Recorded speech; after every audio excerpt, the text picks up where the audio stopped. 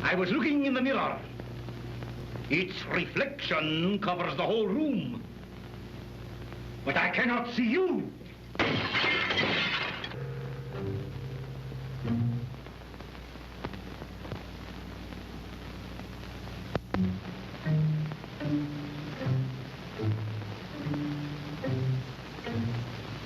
Dracula? Well, what's he done to you? Tell me, dear, what's he done to you?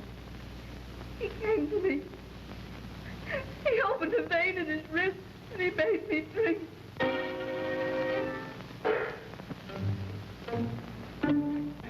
I can't die with all that blood on my conscience.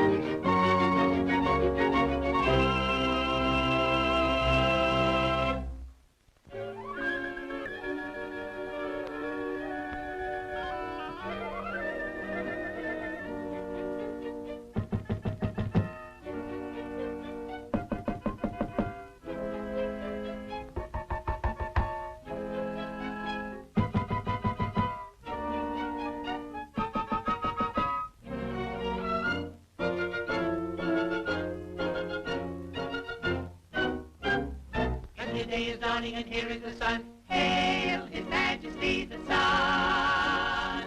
1, 2, 3, 4. 1, 2, 3, 4. 1, 2, 3, 4. The sun is the one who fills you with fun and shoots your blues away. And we are the ones who bring in the sun and do it every day. Hail His Majesty, hail His Majesty, hail His Majesty the Sun.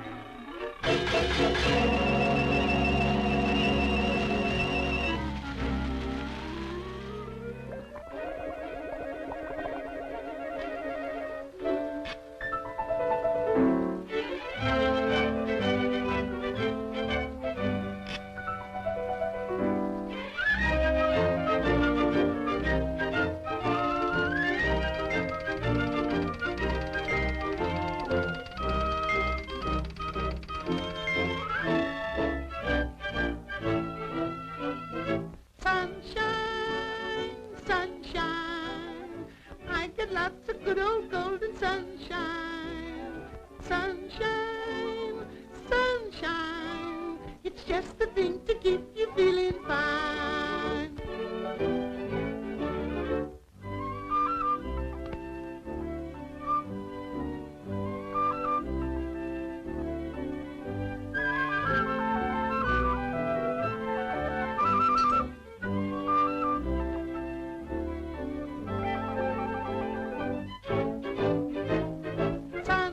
Sunshine, sunshine, I get lots of good old golden sunshine. Sunshine, bah. Joy, bah.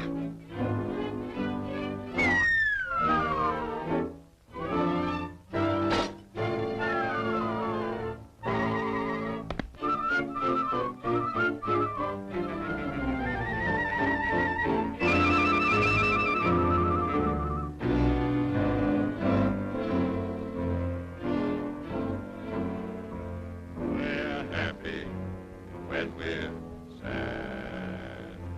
We're always feeling bad. How are ya? Terrible. That's fine. We're happy when we're sad.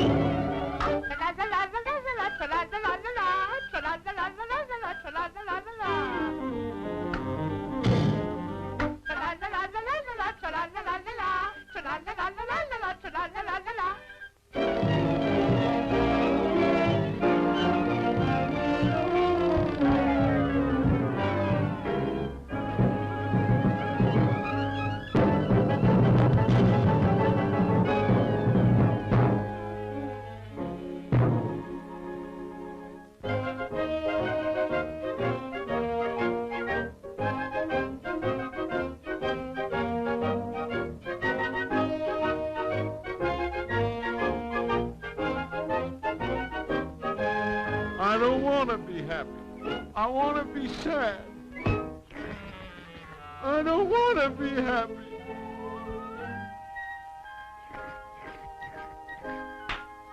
I want to be happy. I want to be glad. I want to be happy and glad and never again be sad.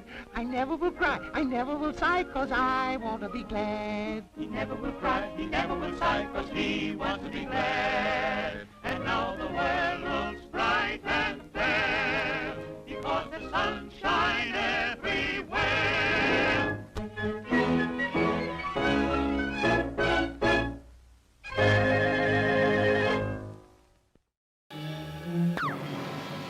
How much shock can you take?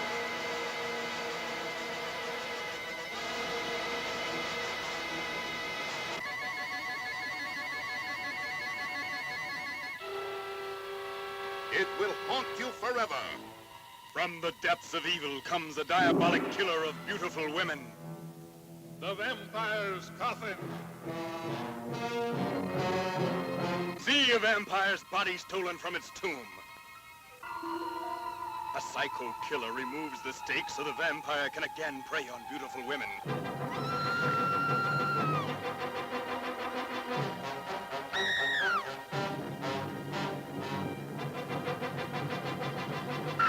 It's in the vampire's coffin.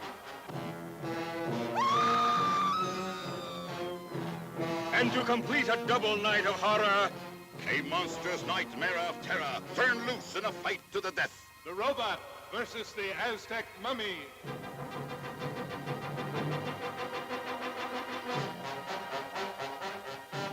They will bring you a night of terror.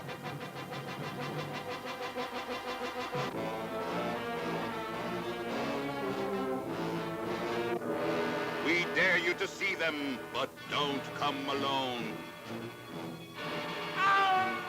The vampire's coffin.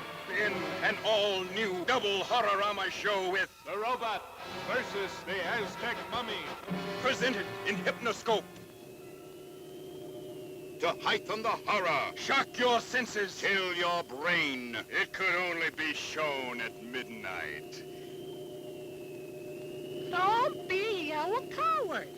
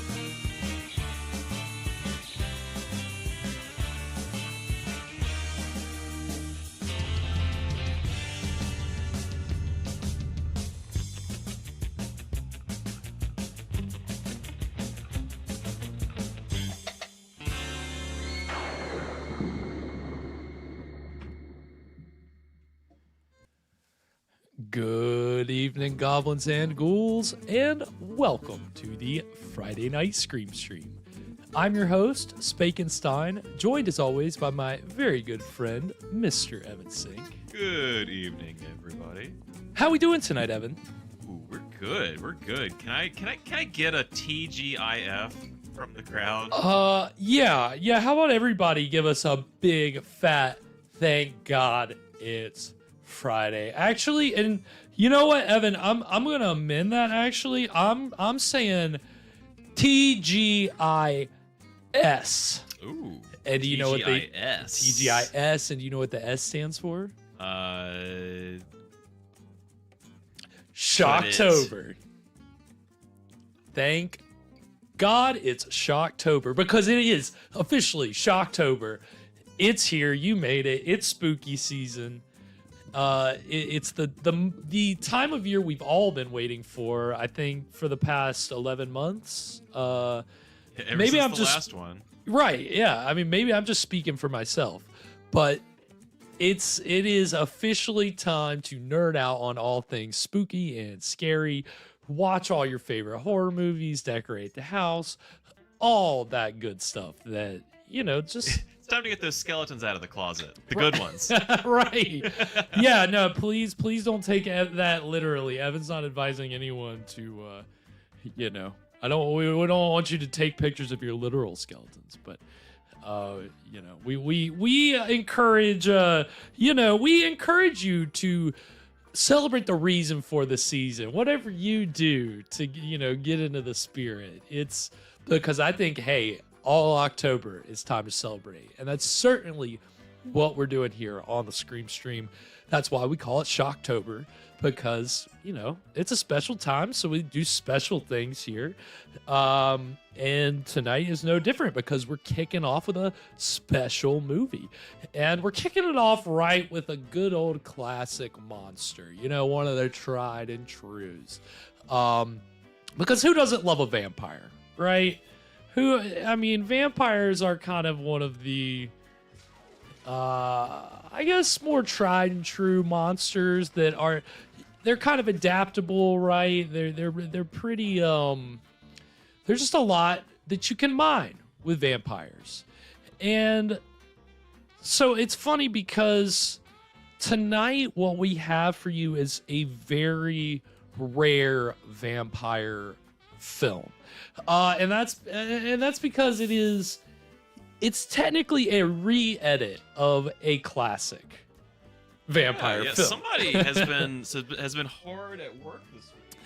So why don't you tell everybody what you've been up to? Yes. So, I'll tell you. So tonight we are watching Castle of Doom, which is a United States re-edit of the classic 1932 horror film Vampyre from Carl Theodor Dreyer. And if you're a classic horror fan, you've probably seen Vampyre or like danced around watching. You probably watched some of it, fallen asleep maybe if it doesn't quite hold your attention. It is. Let me tell you something. It is a beautiful artistic film, definitely hailed as a classic. But this version that we're watching is not considered a classic. It is an American re-edit, which means they've recut it, dubbed it, changed the story, kind of changed crucial elements. Okay. First question. Yeah. Why? Well, that's one of the big things we're going to get into tonight, so I'm going to save that. I'm not going to tell you. I'm going to save that. But there is a reason. But there are reasons why it seems like they made some of the changes they did, and that's going to be really interesting to get into tonight. But again, the broad reason that I'll give you is because this is a European horror film. And what do we know from European horror films that we've seen on the show, which are mostly silent films?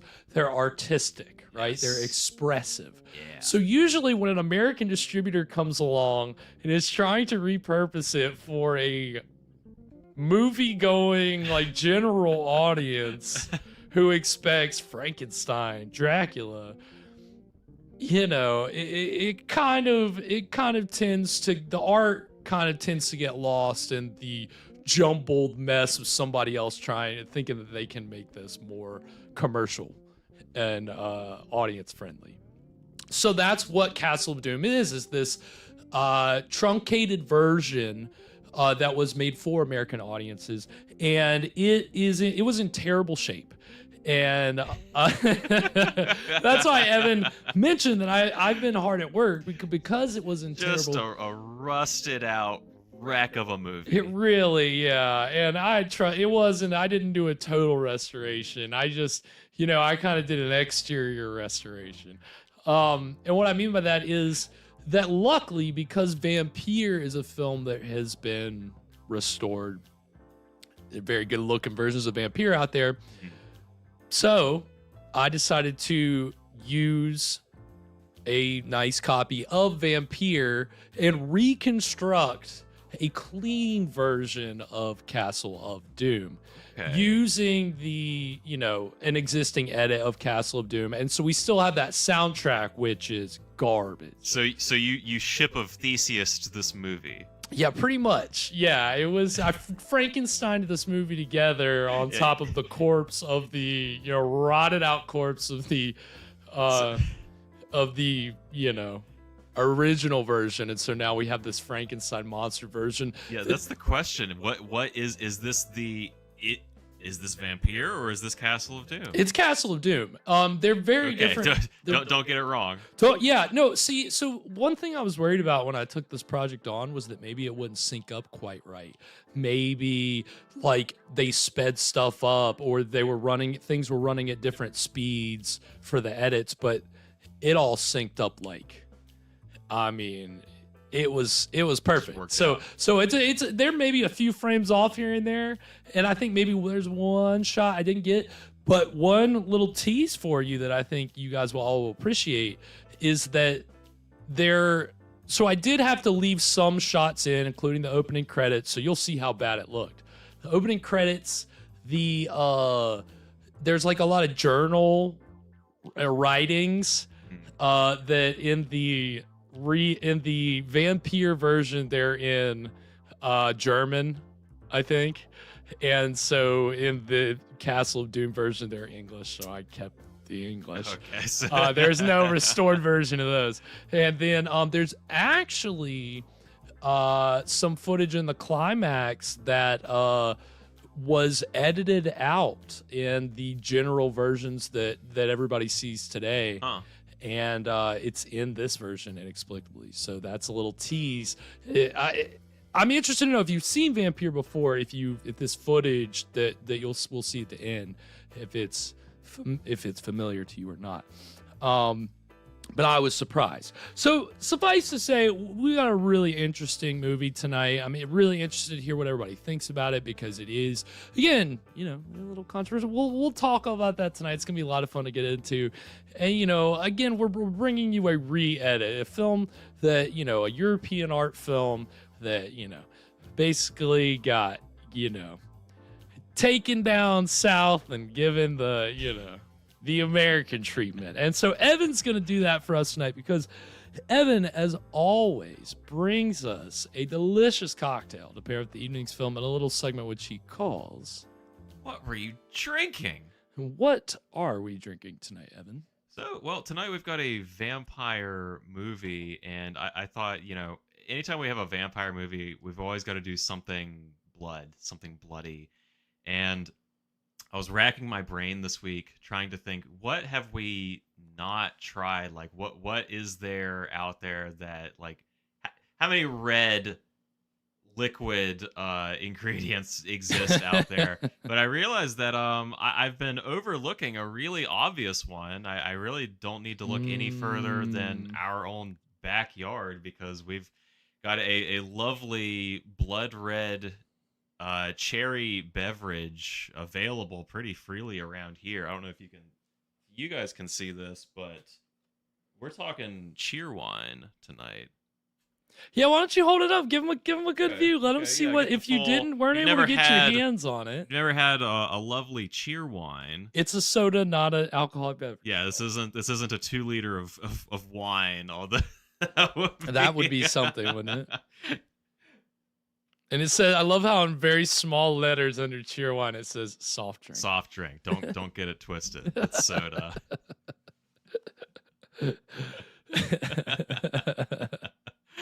Yeah, if you're from if you're from the Carolinas, it's a regional beverage. You've probably had like that. I feel like we've all had that shared experience of you leave this area, not realizing you've crossed the border of there's just no cheerwine around, and then you ask for it, and somebody gives you the we don't serve alcohol to minors. I feel like happens every time. I've known a lot of people who that has happened to. It definitely happened to me, for sure. But it's good stuff. It's just a nice cherry soda from lovely Salisbury, North Carolina. And we're going to be pairing our Vampire with our cheer in tonight's cocktail, which is called the Southern Vampire. So this is 2 ounces of amaretto, 1 ounce of Southern Comfort, 1 ounce of my favorite fresh lime juice, and 2 ounces of cheer wine. So let's give this nice Give it a good shake. Give it a good shake. I want to have this nice and fresh. But I think this one's going to be pretty good. I hope, somebody at home's going to give this a shake too. And I see Sweet Feet's in the house. Welcome, Sweet Feet. Hope you're doing well this evening. Welcome, sir. And yes, I'm very excited for this. I think, yeah, we have never used Cheerwine, huh? Yeah, it was just never... Wow, which this time of year it's perfect because we have made certain punches and stuff for Halloween time using Cheerwine. So I'm always about using Cheerwine for Halloween. So celebrating spooky season, doing it upright with a bloody red beverage. That's the way that we like to do it. So very excited for this. Evan's got in our special glasses, our skull glasses. Very, very, very happy to see those. It's been a while since you've used the skull glasses. I love breaking these out. Special occasion. Yes, sir. And look at that. Look how lovely blood red that looks. Delicious. Yep. Very excited for this. It looks better in yours than mine. Yeah, it's the it looks actually redder on camera than it does in life. Yeah, so it does. I said on Wednesday, if you need like somebody to spit out fake blood, you need something that Cheerwine's good. Cheerwine looks good on camera. If you don't want to have to get a mouthful of tomato juice, just use Cheerwine. Which we've done that before too. We've done that too. Cheerwine's a lot more pleasant. It's definitely more pleasant. All right, everybody. This is the Southern Vampire. Cheers. Cheers.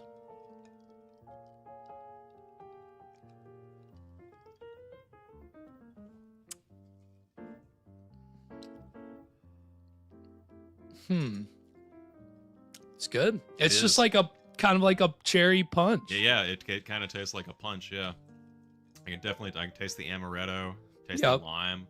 Not really the Southern Comfort's not really too overpowering either. I like this drink. It's pretty good. Yeah, I'm kind of surprised. You really cannot taste the alcohol at all. It's very very much like a punch. Like kind of like a rum punch and the cherryness of it, the fruitness. Yeah, fruit flavor. I could see like a big bowl of this at a party. Mm-hmm. Yeah, that's the thing. It has a very pleasant taste. Like you could drink a cup of this and you're not gonna get sick of it. And I think it's also going to like, it's not gonna get you super like drunk. It's nice and steady. It's a good one. It's a good one. I feel like it's what, like a vampire, like for them, what blood, it's like, okay, it's satisfying. It's not too overpowering. I got my fix in, we get our alcohol in, but it's very, and it's very, I don't know, the tanginess of it is like, I guess, what caught me off guard, but I like it. It's definitely got a tang to it. So. Yeah, it's a good one. And if, I want to hear from y'all too in the chat. If you guys have any regional beverages that maybe people from your neck of the woods aren't familiar with, why don't you let us know? I always like to learn about different regional flavors, like stuff that I've just never had before.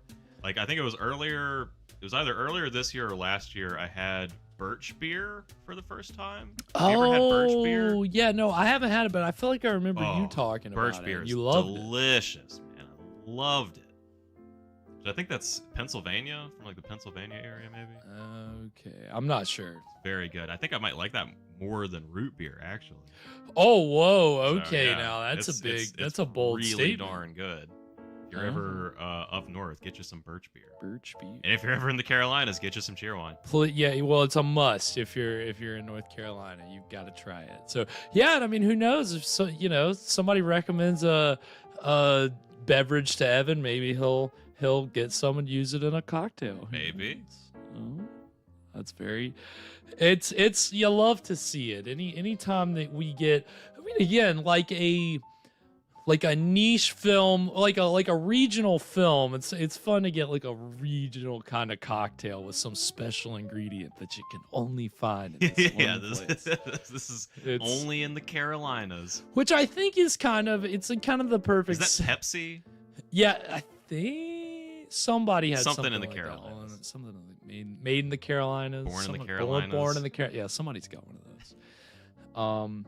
But yeah, I do think that this is like it's a perfect representation for tonight's movie because it's what we have. It's a very special product from just this combination of very unique factors, right? It's like tonight's movie, again, like we said, Castle of Doom is a re-edit of what is now considered a classic film. It wasn't always considered a classic film, but we won't talk too much about, like, I don't have tons of vampire facts because I want to save that because we'll save that for when it comes out. Because it will be public domain in the next like 2 years or maybe a little longer than that. But in the next few years. So I'm like, well, if it comes up, I might as well save it. Right. And but there's plenty to kind of go over with how you get a movie like Castle of Doom, and also like what Castle of Doom is kind of a prototype for. It's kind of a prototype for a certain kind of like distribution formula. And so I don't know, it's just we've got a very rare opportunity here tonight because again, some of you in the chat, maybe you've seen Vampire before. You get a chance to compare this with the original version.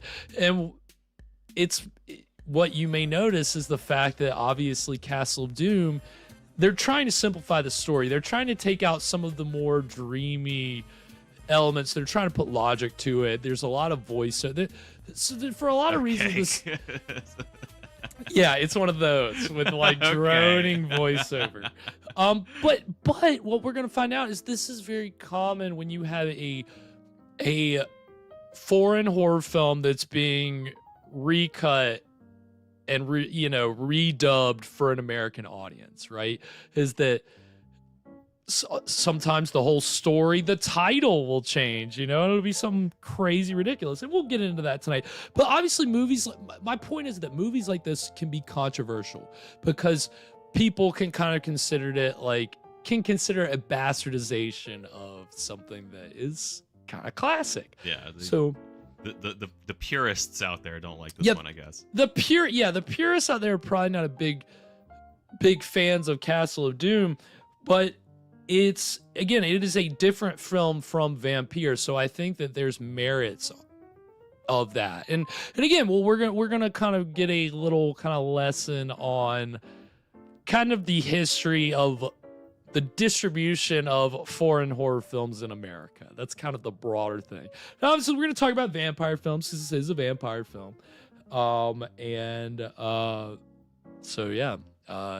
And like I said, you will see the like some clips from the original version, the Castle of Doom version, so you'll see how bad the picture quality is on that. Yeah, we get a nice before and after. You will see, and again, be on the lookout at the end, and we'll talk about it, but they do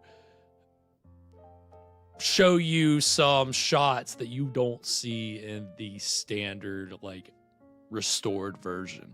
So it's an interesting, and that speaks to kind of the production history of this movie. So we'll get into that tonight. We've got all kinds of fun stuff to talk about, plus a connection to a movie we've already watched this season. Okay. So well, that's always you'll fun. you'll wanna stay tuned to find out what that is. But anything else before we get into Castle of Doom, Evan? So the original was a silent film? So that's kind of an interesting point. So it was right at kind of the transition had been happening from silent to sound. The director wanted to do it silent. Obviously, market-wise, they're like, nah, You have to do sound. Everybody's doing sound. Yeah, it was like so it wasn't a silent film. no, it was. But the director, because he wanted to do it silent, he ended up. There's very little dialogue. He uses title cards. It's almost a silent movie. Pretty much, he uses like books and journal entries. Like it's basically like a silent movie. But Castle of Doom, in more than one review I read, they're like, this movie can't stand silence. Like, it just can't stand it. And so that's why you get like narration, you get... It's me talking the whole time. Right. There's like dubbed in, lines of dialogue. And it's not good dubbing. Like, you're gonna see the dubbing and think, oh, did Spakenstein not do a good job syncing these lips up? It's like, no, that's legit. That's how it's supposed to look.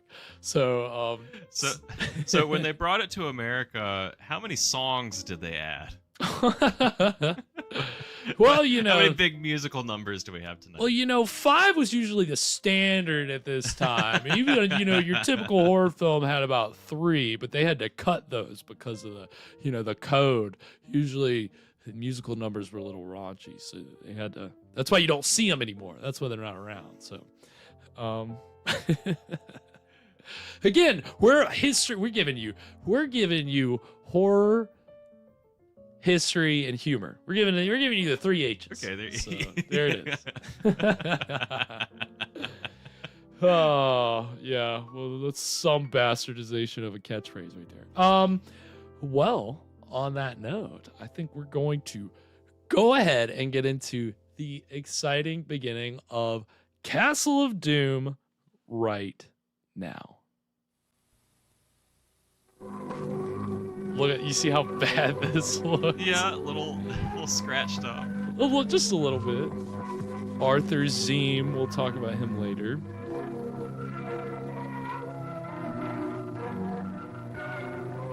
And I love the title. It's like, I tried to see if I could like restore, like make this look better, and no, wasn't gonna happen. Obviously you can tell the soundtrack is a little warbly.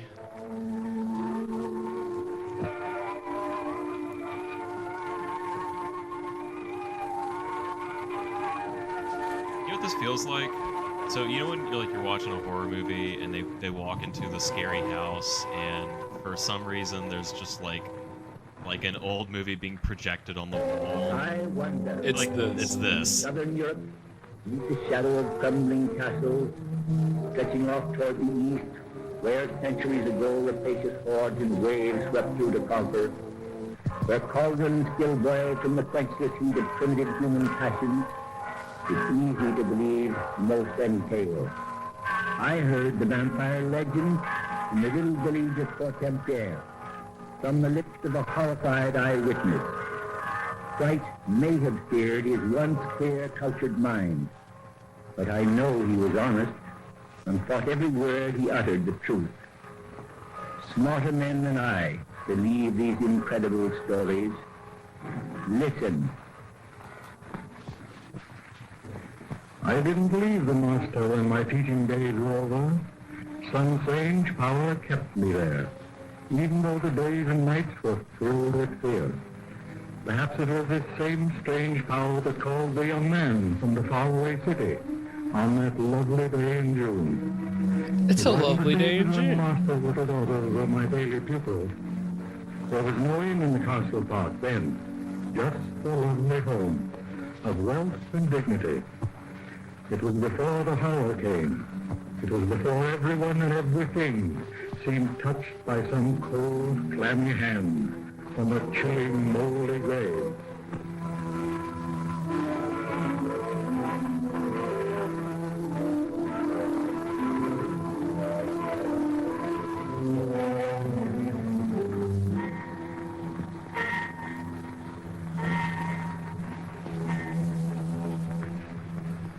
What are those nets? Are those fishing nets? They're not fishing in a suit.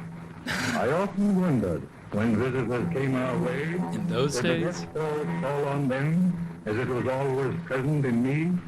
Did it's a butterfly net, yeah, that's what I thought. Of those simple folk around him. Did he sense at once the fear in which all of us were gripped? Did the horror we knew so well follow him? I know, I was looking for a transcript, bro. I was trying. Did he feel its presence in the shadowed corners?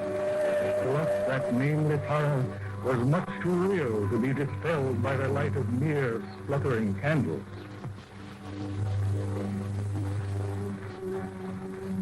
Good night. Good night. There was a human death's head outside his window. Drawn shades could shut that out, but not all the signs of that mysterious disaster which had followed the master's family for years. There's no way I'm going to be able to follow the story. But could the gentle lady So how who lived in important this is place of this gloom added voiceover? find inspiration for anything else? Tragedy and tears were their eternal heritage, compelling forces that colored their every expression. I saw the young man come to our dreary, stricken home that day in June. I learned to know him well, for was it not he that helped me rid my master and my little missus of the curse? He told me how the master came to him at night, as though he walked in a trance, like a man beside himself. My poor dear master. Once more he sensed impending doom. He was mad from grief. What? The voiceover, it just won't stop. No. Who are you?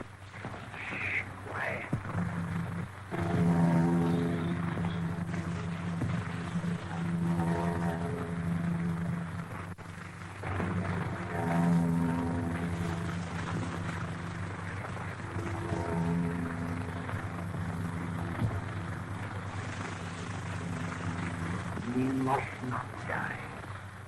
We're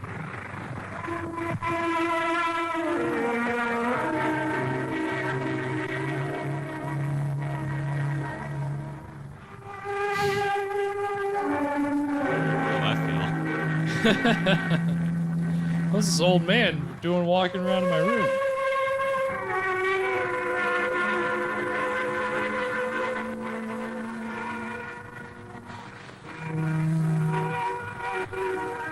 Oh, I left a little bit.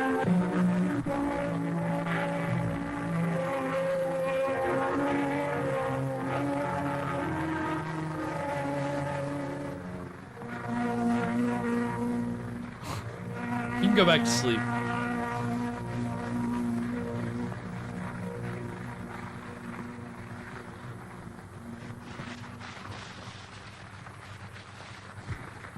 It was to this strange young man the master turned for the help he might have had from me.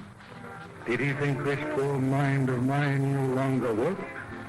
Did he think these aging arms too weak to drive just one more iron stake? One more iron stake.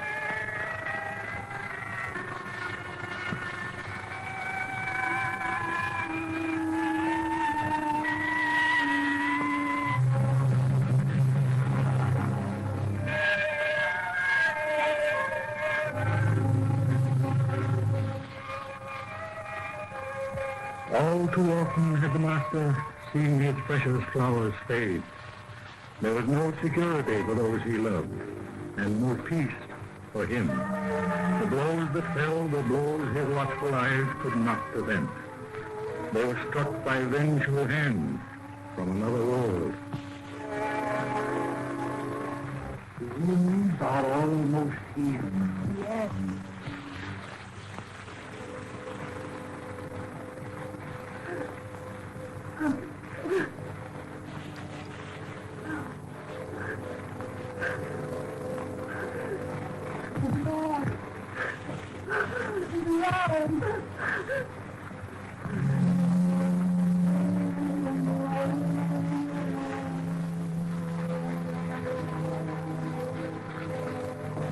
Go to sleep before the doctors come. It's a good question, seriously. Night in any quiet countryside, to unaccustomed ears is a time of eerie sounds. The hoot of a harmless owl can be a foreboding thing. The voice of a frightened. child may shriek in the chirp of a happy cricket. What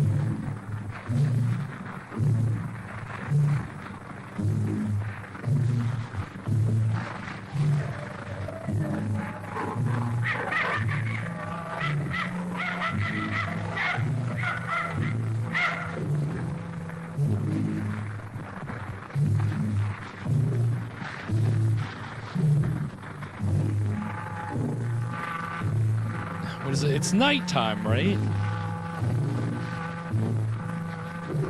Just going for a walk at midnight. The bright moonlight. Beauty doesn't die from neglect. It only changes form. The lakes and boats of Côte-Entière will never lose their charm as long as the moon looks down. Mere decay isn't sinister. It is that deepening grave that night. Those furtive humans, so strangely busy in the midst of this decay, that drew young Alan closer to the horror, which all of us have felt for years.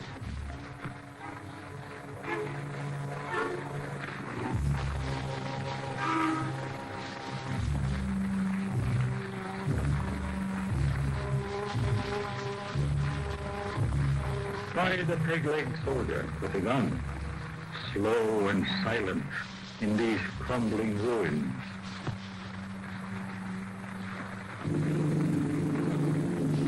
Oh shit. What's happening? Oh, Evan.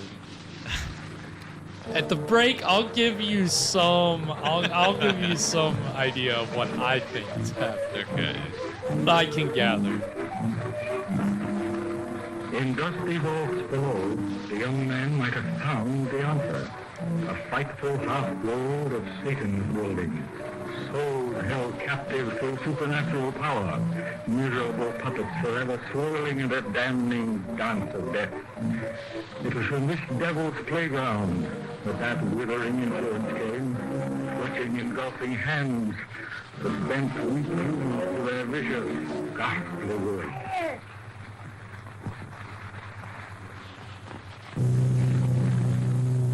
Hey, keep it down. I'm trying to sleep.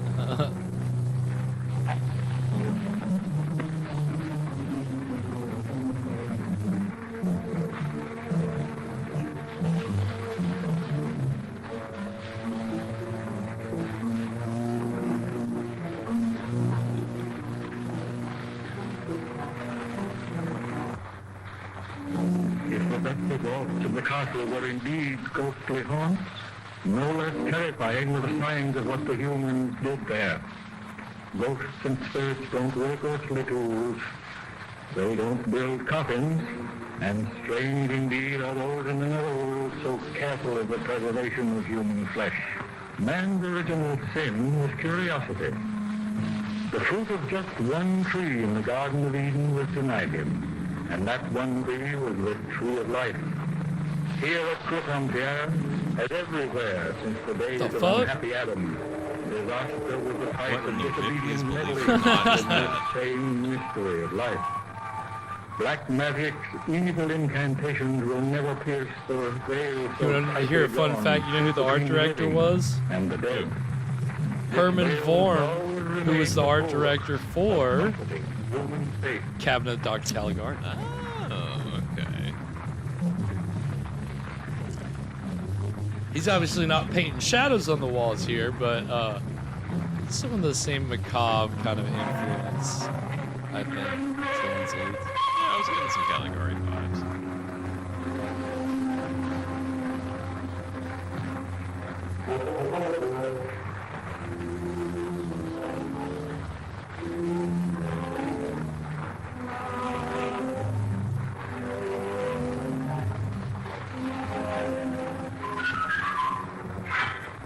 Mark Twain. Well, hi there.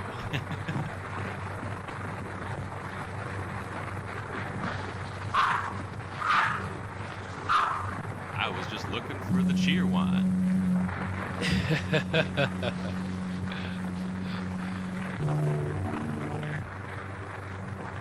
Have you heard? Yes, a child.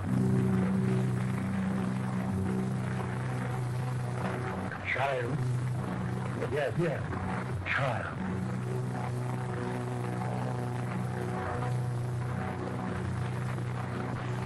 There is no child here.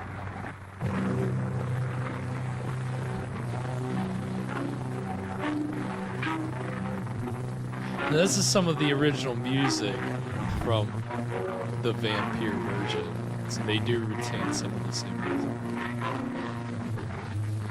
But there are dogs. There are no children here and no dogs. No. No. Good night. Good night.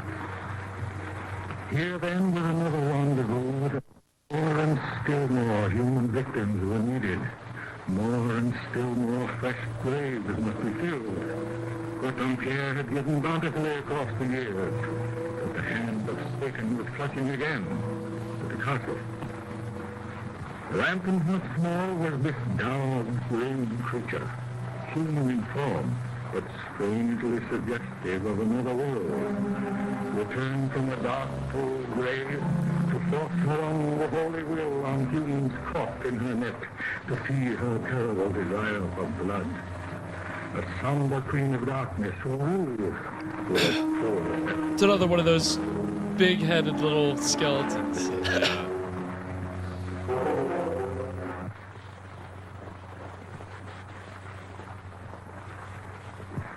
The boy was in the garden when the dead curse struck again.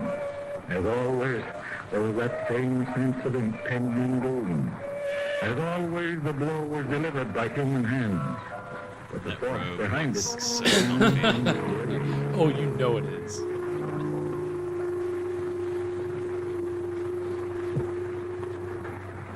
Hey, Ray. Come here.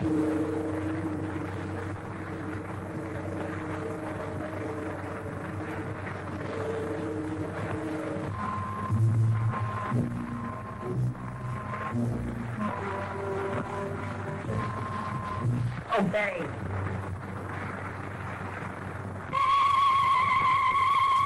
Pegleg pulled the trigger. But the impulse, the command, was infinitely beyond his poor, dull, baffled will to resist.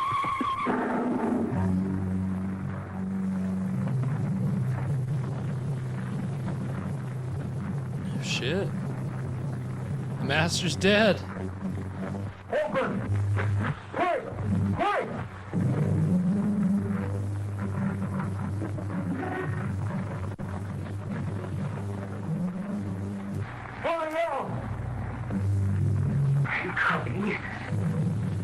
I'm coming. Slowly coming. But still don't. Quick! They're killing him!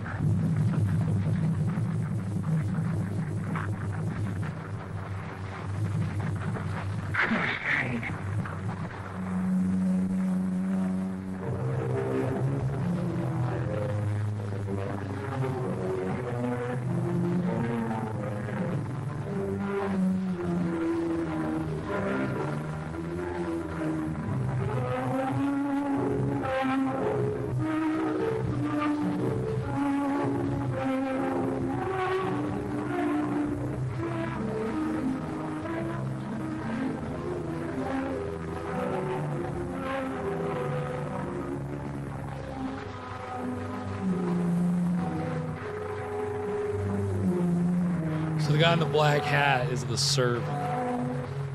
All right, that is going to take us to our first break. Wasn't that brisk? Were you? Yeah. Yeah.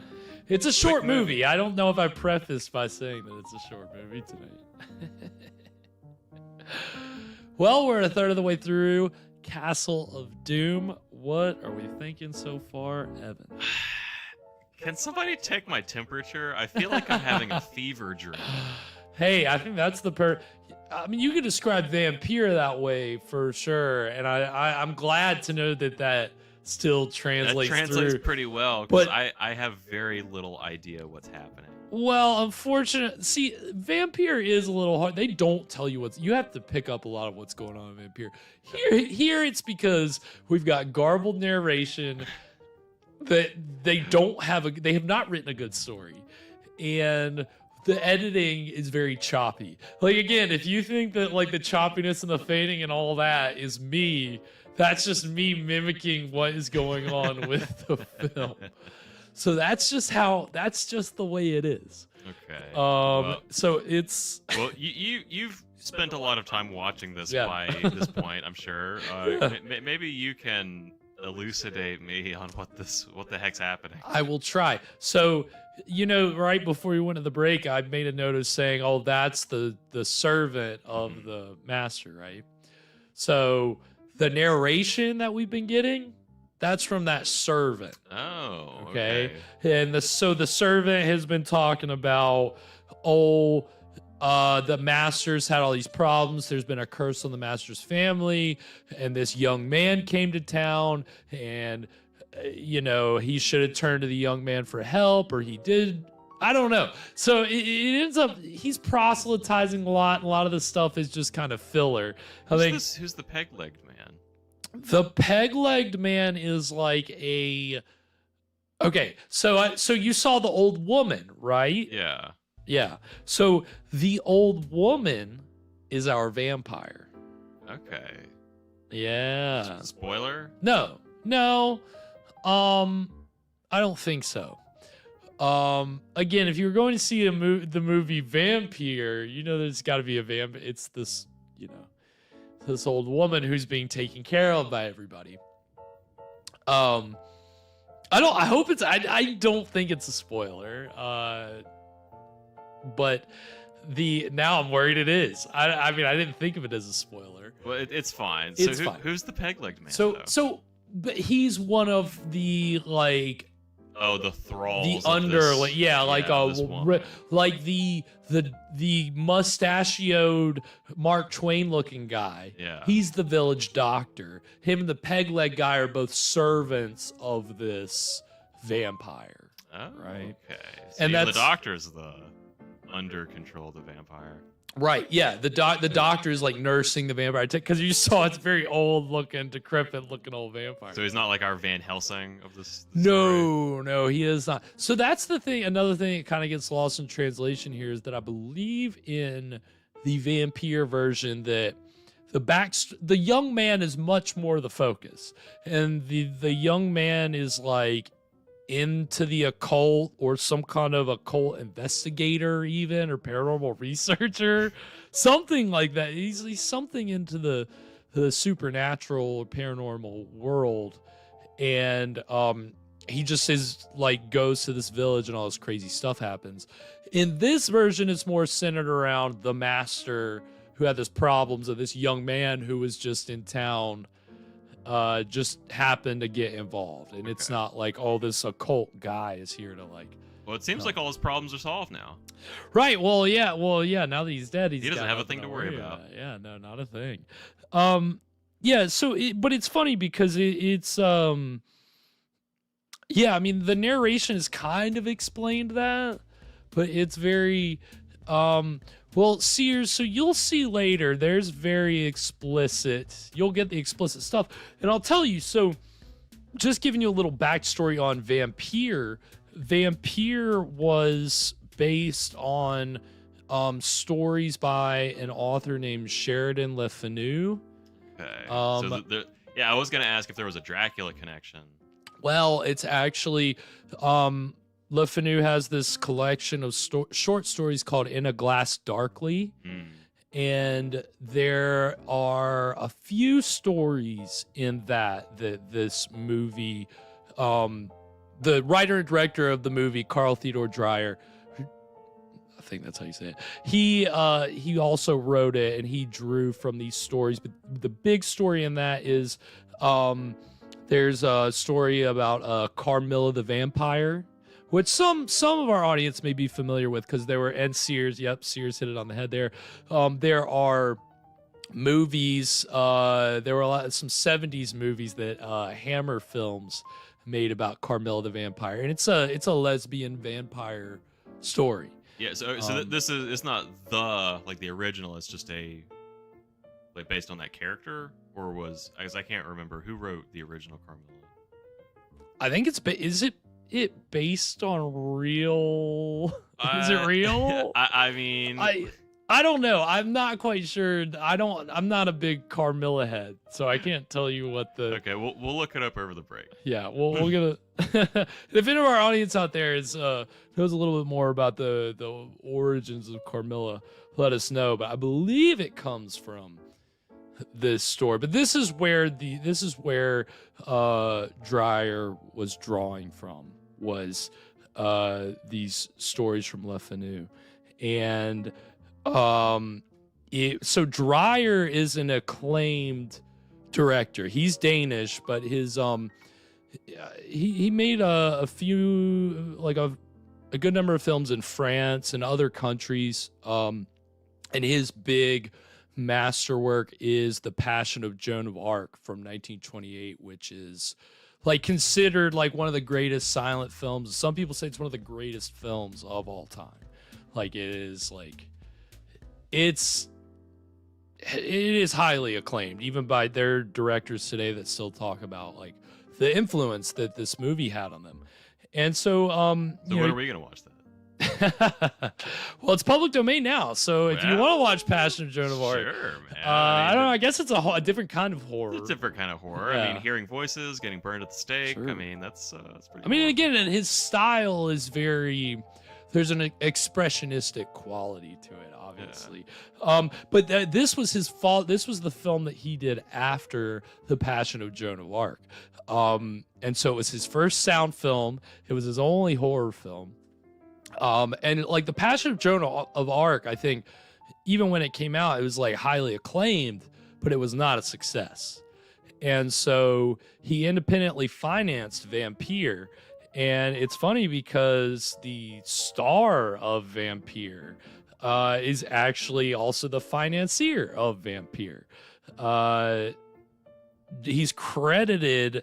So the character's name it's Alan something, but he is credited as Julian West, but his real name is Baron Nicholas de Gunsberg. And he was like a very rich,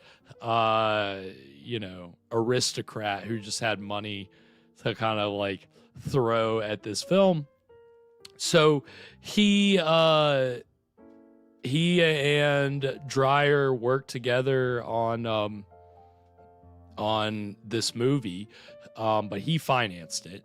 And pretty much everybody in it, they were non-actors, right? So this was a very like, it was shot on location in France, in Compiègne. That's where it takes place in VAMPYRE. I don't know if that's the village that they stated here at the beginning, but I know that they shot it on location, and the stuff that's in the mansion was actually shot like in a mansion, and the cast lived in the mansion, and apparently it was cold and all this stuff. But so they had they got the movie like shot, and they didn't do any sound. All the sound was done later. But the movie came out, and it was not well received, and it did not do well financially either. And so it was pretty quickly kind of like not forgotten about, but the director, I mean, apparently he had a nervous breakdown after the failure of this movie. He didn't know why it didn't do well? It was too artsy. Yeah, too artsy. That was basically the complaint. It was too artsy, and horror films also necessarily in Europe weren't popular to begin with. Okay. And obviously the American films kind of like, they gained popularity, but it's funny when you look at examples of horror before this, you don't really have, like out of Europe, you have the movies that we've watched. You have Caligari, Nosferatu, The Golem. And, there weren't really, in terms of vampire movies, you just have Nosferatu and Dracula. So what they were doing here, it is a lot more subtle. Like, I think somebody said, like, are they just implying that it's a vampire? Or like you said, are we not supposed to? The way that he films it, it's all very subtle, and I think I've seen the word naturalistic used. And it's very arty, and you'll see later there's a lot of dreamlike photography. So it was just a lot of that just didn't really go over well. And it ended up, it was funny because, he was a Danish director working in France, and he made the movie knowing that there was going to be an international audience for it. So he actually had the actors shoot like 3 different versions of every scene. Oh, really? Like when they had lines, it was shoot your English, shoot your French, shoot your German lines. And so the French and the German versions are the ones that survive today. The English version does not. And there's a lot of kind of like different information about the English versions of VAMPYRE, which is what we're going to talk about later after the break, but it's pretty complicated. But like we talked about, or like I mentioned, there weren't really a lot of like vampire movies. So Dreyer was trying to do something different, but this got bought. Like, the version that we're watching tonight is a version that was re-edited for an American audience. And it's credited from being from 1934. But there's different sources out there, which we'll get into later. But if you believe this version is from 1934, my belief is that they're, with the narration, with all the cutting, what they're trying to do, they're trying to get it to mirror the contemporary American horror films of 1933 and 1934. And actually 2 movies that we've seen on this show. 3 movies that we've seen on this show is kind of, I think, more what they're trying to, the ballpark that they were going for when they re-edited, redid the dialogue. And those are the trailers we're going to see. The first is for White Zombie, which we loved White Zombie, Bela Lugosi. It's a classic. And, that's a very high class, low budget early 30s horror movie, because it's low budget, to be sure, but they were able to shoot on the Universal sets. They had they were able to make it look big, and the story's relatively simple. You wouldn't call White Zombie abstract, I don't think. Not terribly, no. And then I think the other film, in terms of narrative, what I think they're going for here with this re-edit is like the Vampire Bat, which we saw with Lionel Atwell and Fay Wray. And it's just playing to the conventions of a Hollywood narrative. I think that's what they were going for with the re-edit. And that's obviously not what Dreyer has a very, like, something more akin to like Phantom Carriage. Right? It's a European art film. Whereas they're trying to get, here's a Poverty Row horror movie. That's what they're trying to get out of it, narrative wise. So I think what they ended up with was something more like Maniac, which we also saw. I don't know if you remember Maniac. Very, very low budget movie, which also like skirted the production code. So it had nudity. It had a lot of like shocking like footage, and but it's pretty cheap and sleazy. And I think that's kind of what Castle of Doom is closer to, is more like Maniac than like White Zombie. But those are the 2 trailers that we're going to watch during the break, so that you can get a sense of like where horror, at least from America, was at this time. So what I feel like maybe if this was produced in 34, this re-edit, I feel like they were going for. So we're going to get that and more about the movie and into the exciting middle of the movie after our break. So stick around. We'll be right back.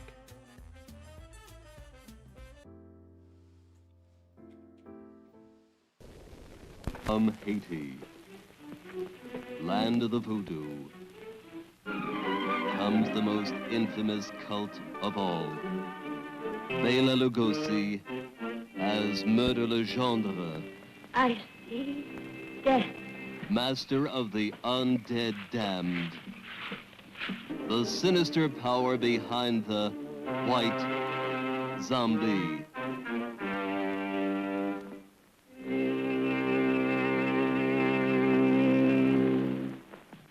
Zombies? Yes, they are my servants. This soul killer takes men from their graves to be his slaves.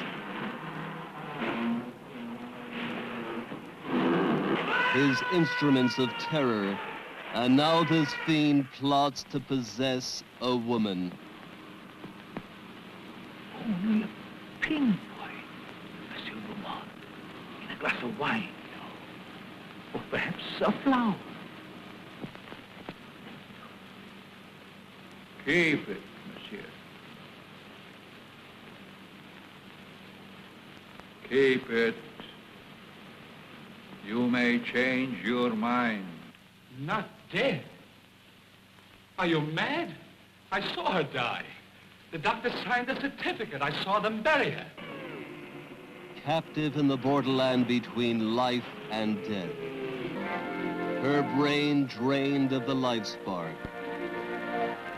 The white zombie obeys the unholy commands of her demon master.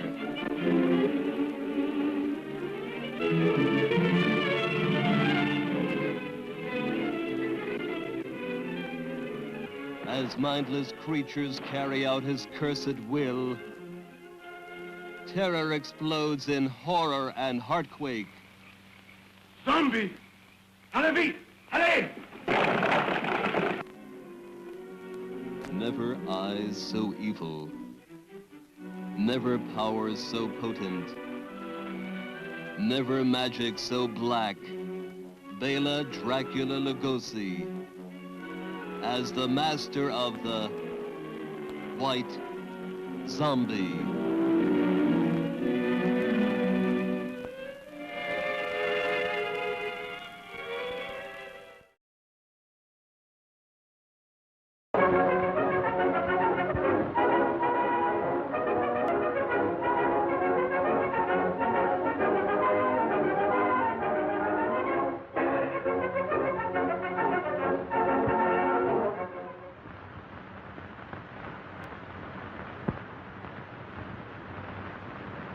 Tonight, my dear Maxwell, I'm ready to try my experiment on a human. Yes?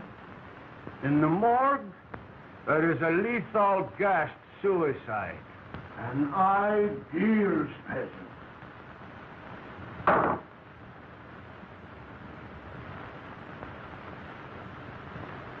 Have you made arrangements?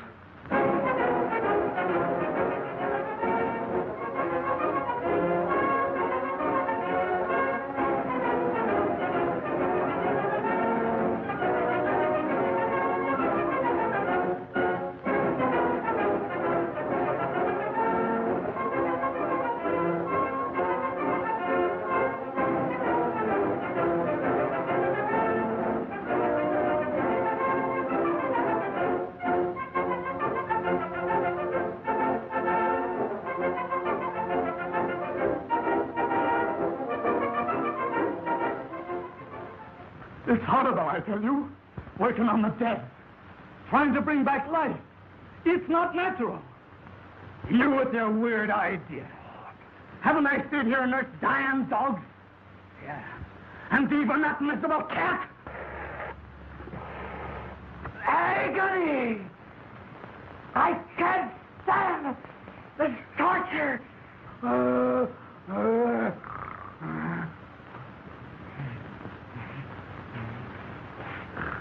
Stealing through my body, creeping through my veins, pouring in my blood. Oh, darts of fire in my brain.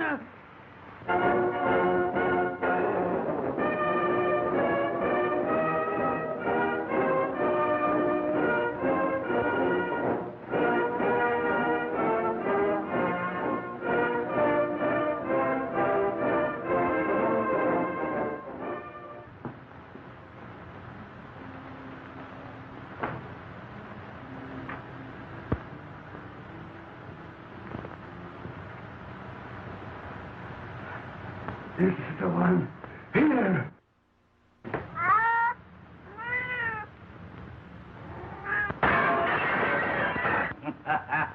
The gleam is gone.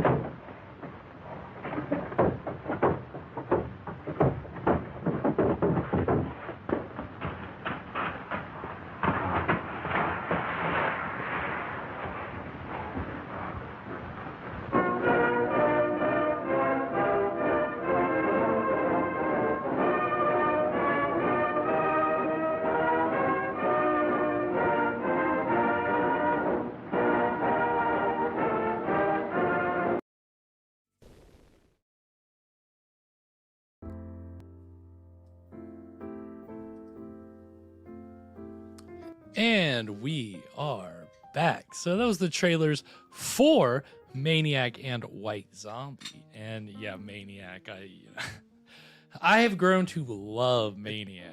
And yeah, I forgot all the stuff about the cat. right, Terrible. well, yeah, because remember, it's like technically an Edgar Allan Poe adaptation. They mix in the Black Cat. There's also Walling Up, remember? Yeah, we had some of that this week. Yeah, it's not the first time we've talked about Poe this week and his tortures. This week's driving me up the wall. Oh. Damn you, Poe. Yeah, so that movie obviously is a very extreme example of 30s horror because you weren't getting a lot of that crazy stuff. But again, this edit of Vampire just kind of reminds me of Maniac. I told Evan it's also probably because both of them are around 52 minutes. So there you go. What more do you need? I mean, again, and I believe both like this cut and like Maniac, they were both shown on like roadshow exhibition. Like that's how they were distributed, right? It wasn't like they were in like a whole bunch of theaters or, you know, even big. It was like somebody taking one print around, going from town to town to show, you know, to show this little 50-minute horror movie. And I mean, so far it's, We've had some pretty like striking imagery so far. Like some of these, the stuff with the guy with the scythe and the shots of the sky with that sign and the stuff, some shadows that we've seen so far. It's been pretty cool visually. Right. Yeah, I mean, it is not with all the butchering that the re-editing does to the story, it doesn't affect the images, you know? Right, you can still, this is, you know, there's multiple ways to enjoy this movie. Well, while they were continuing with the voiceover, all I could think of was if you really wanted to, you could just close your eyes and still enjoy this film. You just listen to this voiceover talking. Oh my god. Yeah, well, right. I mean, it is he's not gonna let anybody else get a word in edgewise. Don't you love that? He's determined to make sure you understand what's happening. You gotta know. Everybody's gotta know. Yeah, that review was pretty on the money. I think that this movie hates silence. Right.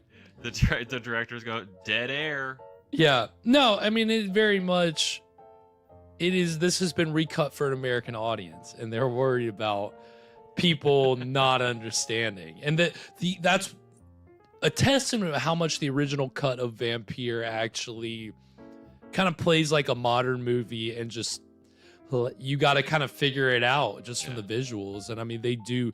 There are like passages of text and certain lines of dialogue that fill things in, but it is not one of those like. It's not like a classic Hollywood film in terms of the storytelling, but you know, with the voiceover, what that really reminds me of, it kind of sounds like a radio play. Right. Well, it is very radio narration kind of. You know what it really reminds me of is like, you know, sometimes when you're just scrolling through radio channels and you kind of land on one where the signal's not very good, and it's one of those, like, it's, you know, like a religious station, somebody's just doing some kind of sermon or reading some kind of thing. That's kind of what it sounds like to me, almost. Okay. You know, like just half hearing this guy talking.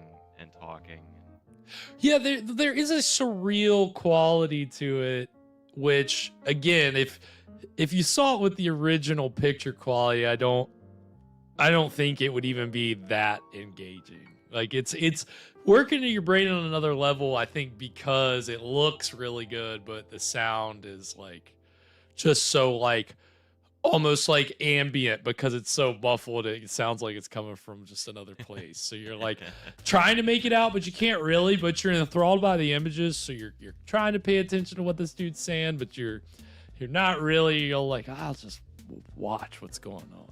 It's an interesting film so far. Yeah. I mean, where we left off, which, again, another thing about the storytelling of this, it's called Castle of Doom, right? So what they did was, there's no castle in. Yeah, where's the castle?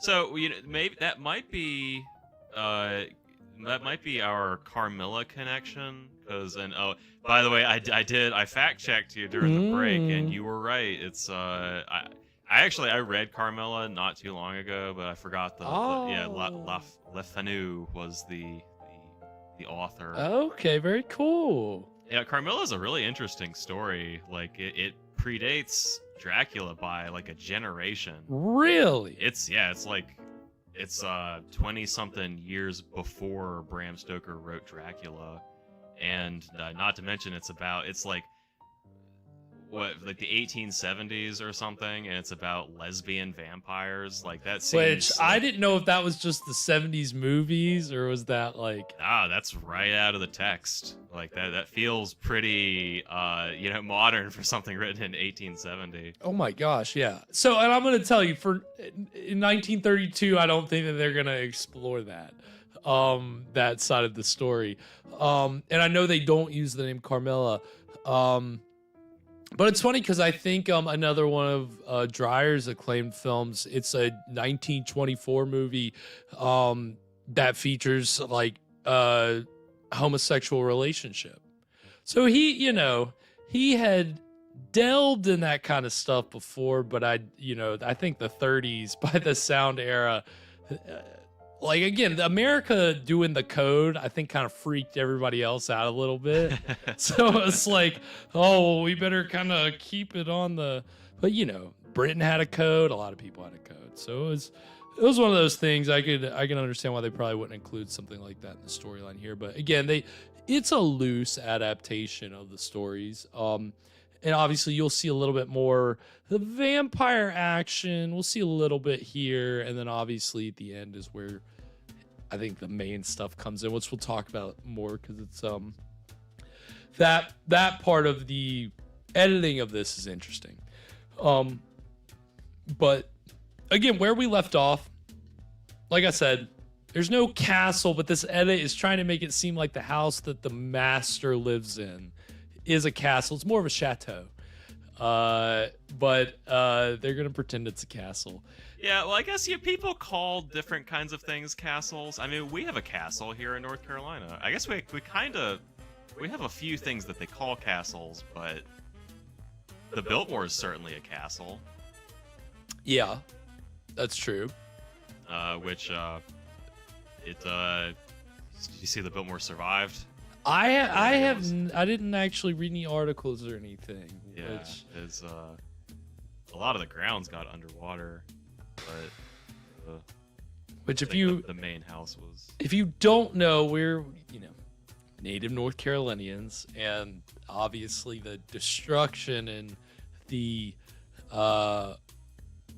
western part of our state was just.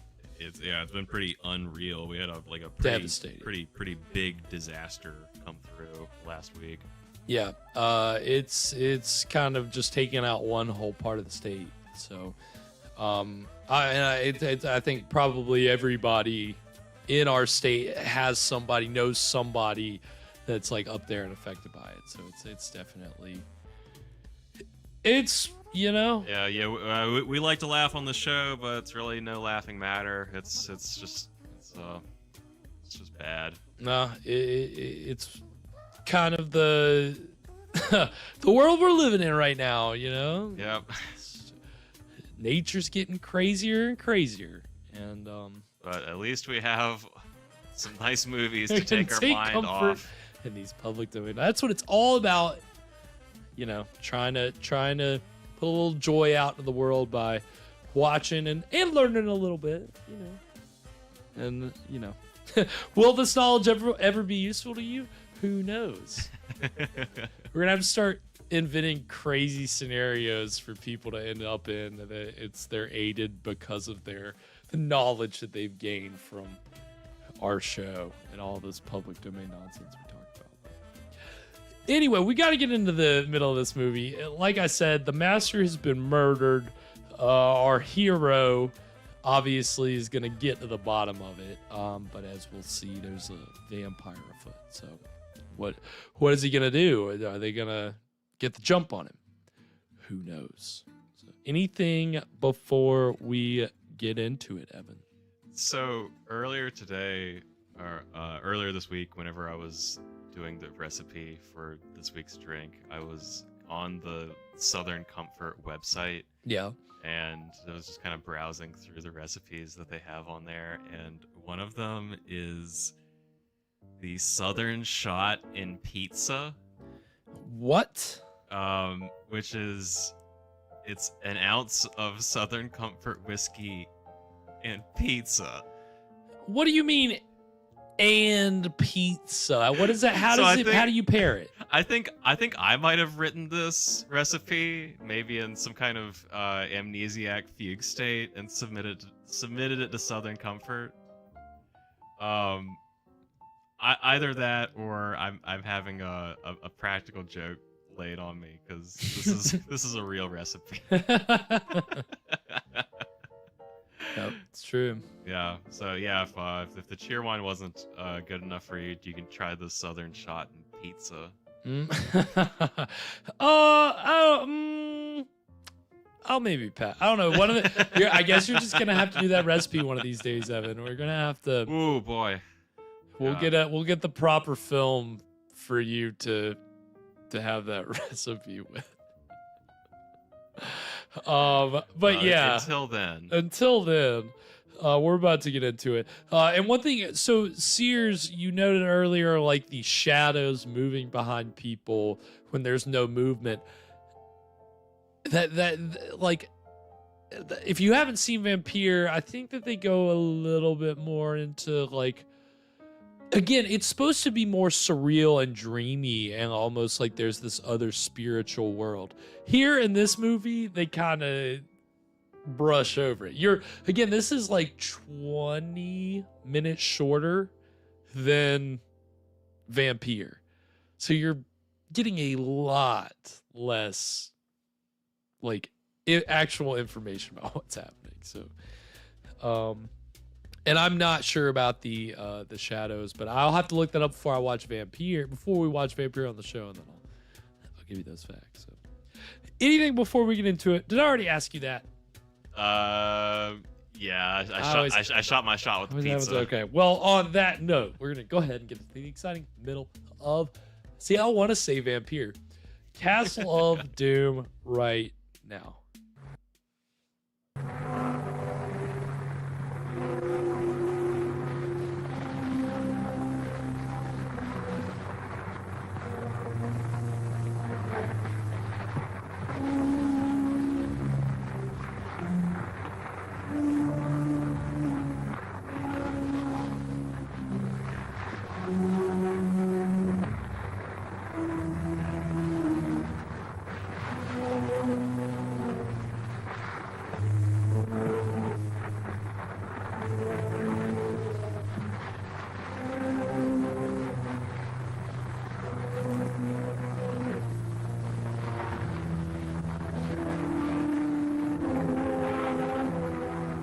Yeah, that robe. God, does it? It's like a blanket.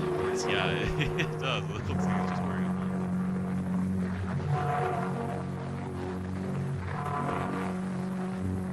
Did he get it at the thrift store? Probably. What was 99 cents back? Yeah, that was a lot of money.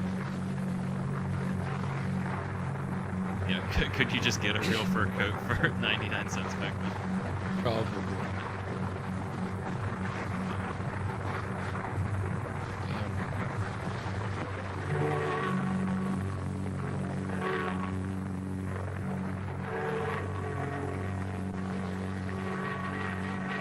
Jesus. Jack Daniels pizza. My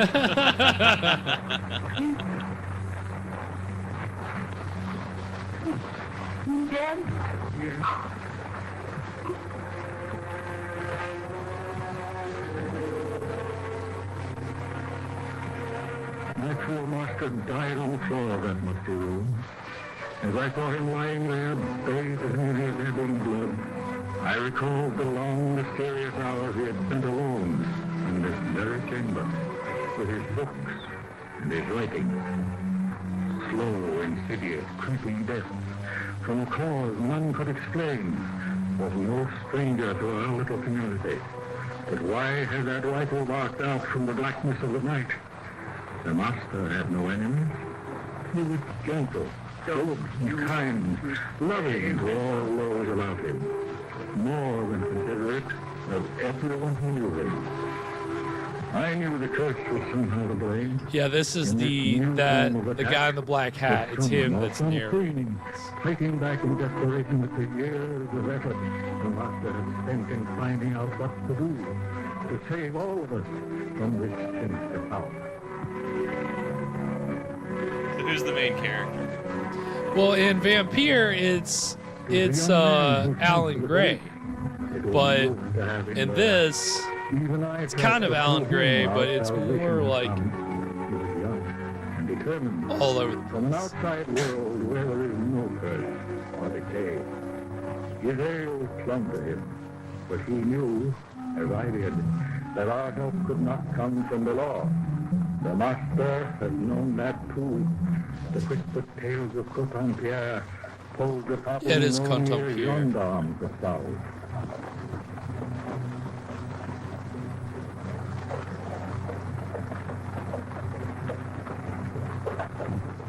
Where did he run? To the police.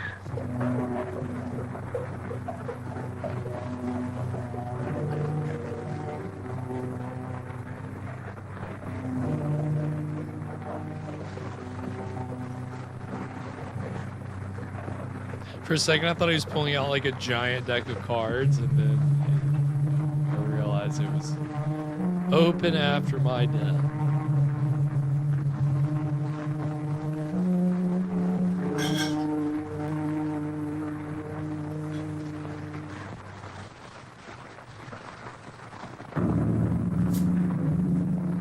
See, this is...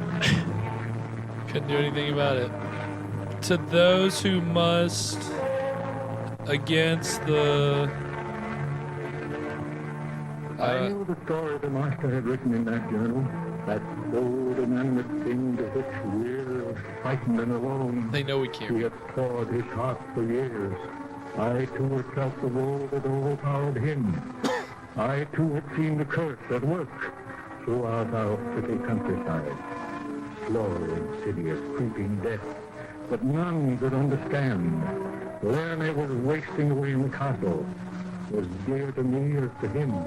I too had warmed to her childish laughter. My heart too was breaking at her bitter, hopeless despair. Thank you, sir.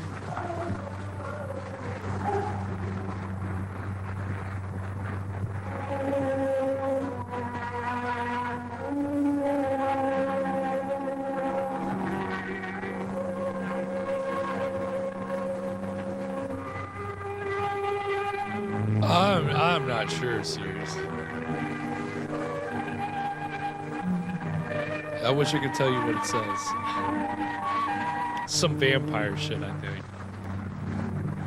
It's kind of like in Nosferatu. Remember how he's reading the book? You remember that? Yeah. Where? There, in the park.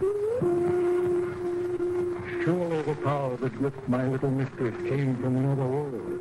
A weird, uncanny power that sapped her strength through lingering weeks, then gave it back in a trice to make her answer an unearthly call that she alone could hear, and none of us could walk.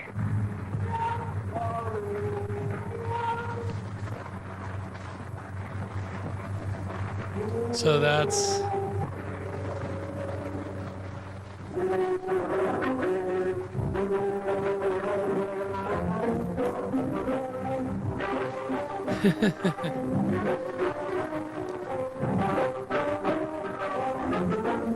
Kind of Carmilla-esque. The lady vampire preying on a young girl.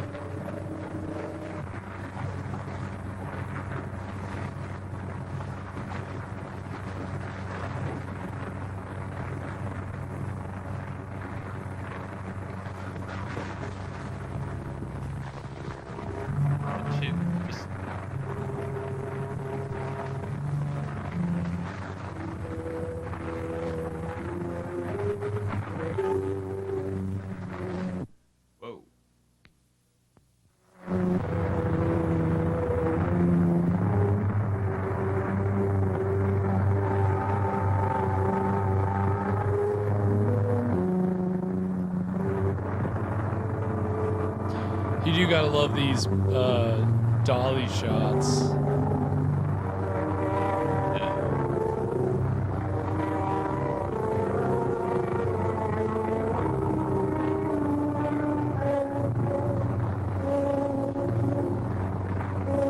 Yeah, break out the Steadicam. That's pretty good.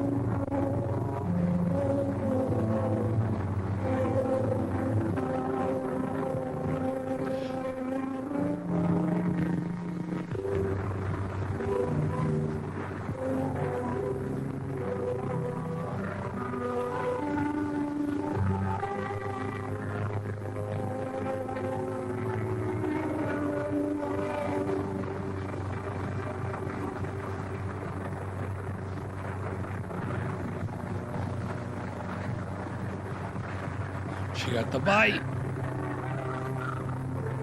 The mark. Mark on a vampire.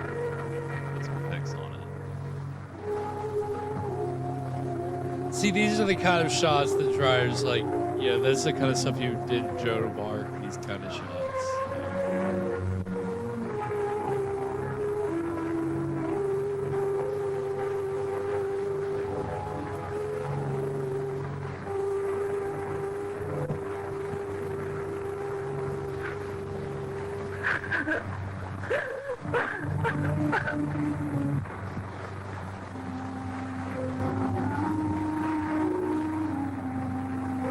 Something disease.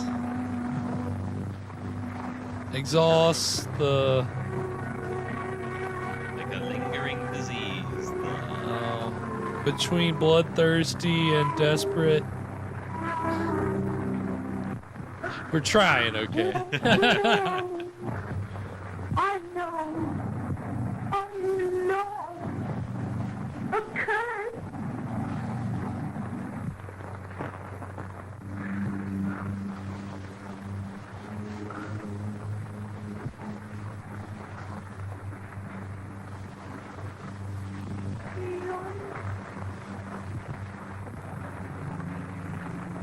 Those poor dear children. How could they know? Work with the same dear moral lesson. Here's the narrator. That's what, this guy's, he just keeps talking. Is this Joan of Arc? Are you Joan of Arc? Until the curse of VAMPYRE struck. Now one fired with bloodlust, under the vampire's will, hovering on the brink of an earthly grave, from which she, like her cold mistress, were destined to roam in restless search for the precious life stream of which she had been robbed. No, that was me. Bewildered at this monstrous change, cowering, clinging always, or at a canic that fought for satisfaction.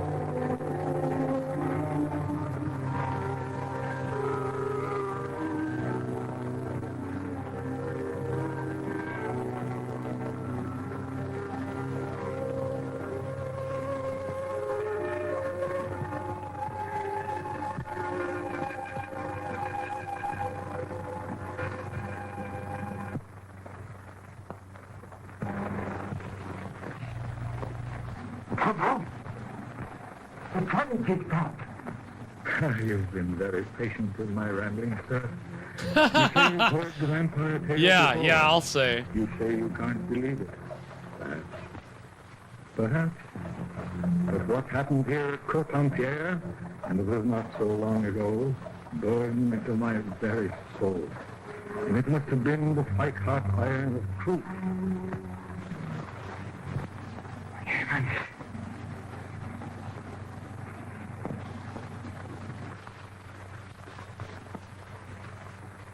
Blood. Blood. The servant we sent for the police came back, but I found him dead on his carriage seat.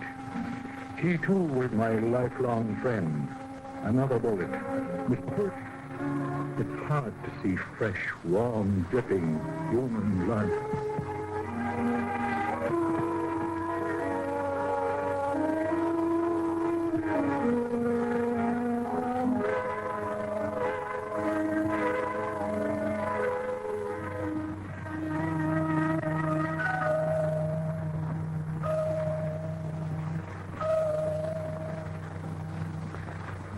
Commands the...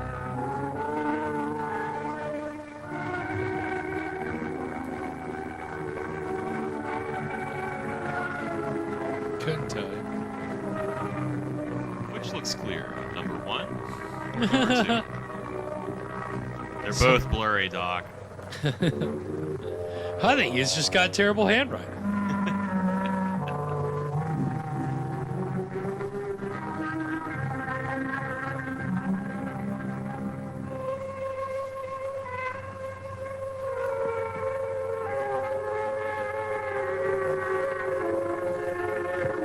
And below, those haunted vaults were busy. I didn't see it that night, but I could feel it.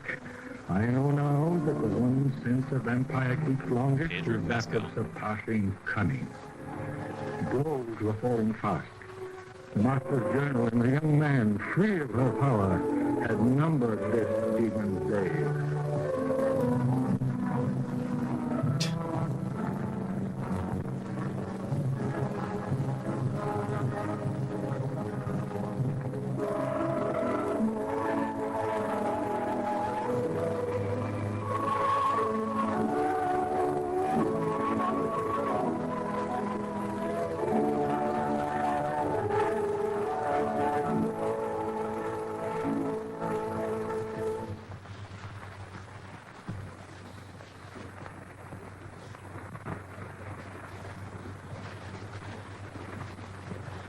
I'm afraid she's very sick. We'll see what we can do.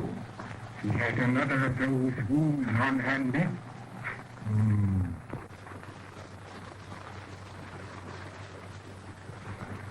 Good evening. Good evening. Come on. I'll never cease thanking God for the courage of that young stranger who has happened into our midst. Our troubles were not his. He had an easy means of escape, and surely he saw enough horror in his first few hours to justify his taking it. Sears, I think it was hot sauce.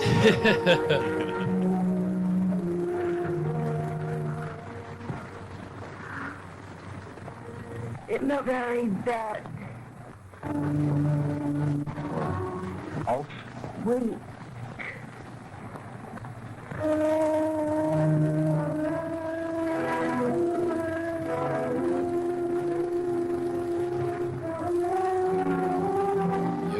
know it'll wake her up. Habanero peppers. I'll give her a little bit of this under the tongue. Just rub it on her gum. She'll wake up.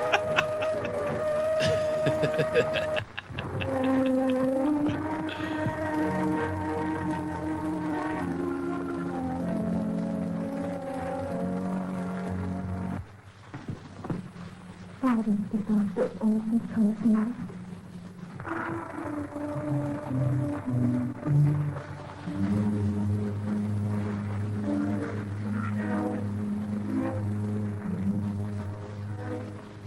perhaps the evil that shone from our old doctor's every to fight back. That was in the front. More likely it was pity for Leonie, as he saw her there dying for lack of the precious blood the vampire had sucked from her veins. Can't she be saved? Perhaps. But she needs blood.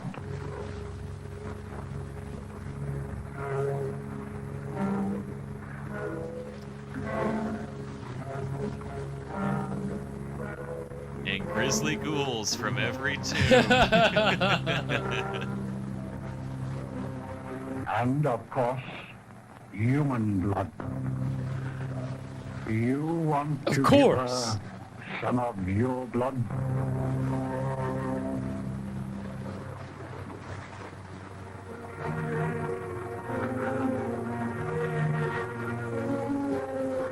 Yeah, that'll get her. That'll wake her up. Come, young man. Give her some wine. That's what she needs. We must give her some of your blood. Certainly none but a hero, as real as the ones in shiny armor that stalked these same castle walls in their earlier days of glory, would have bared his arm to this foul surgeon. Yeah, I brought my phlebotomy kit. Only a hero would give blood. Tonight's film sponsored by the Red Cross.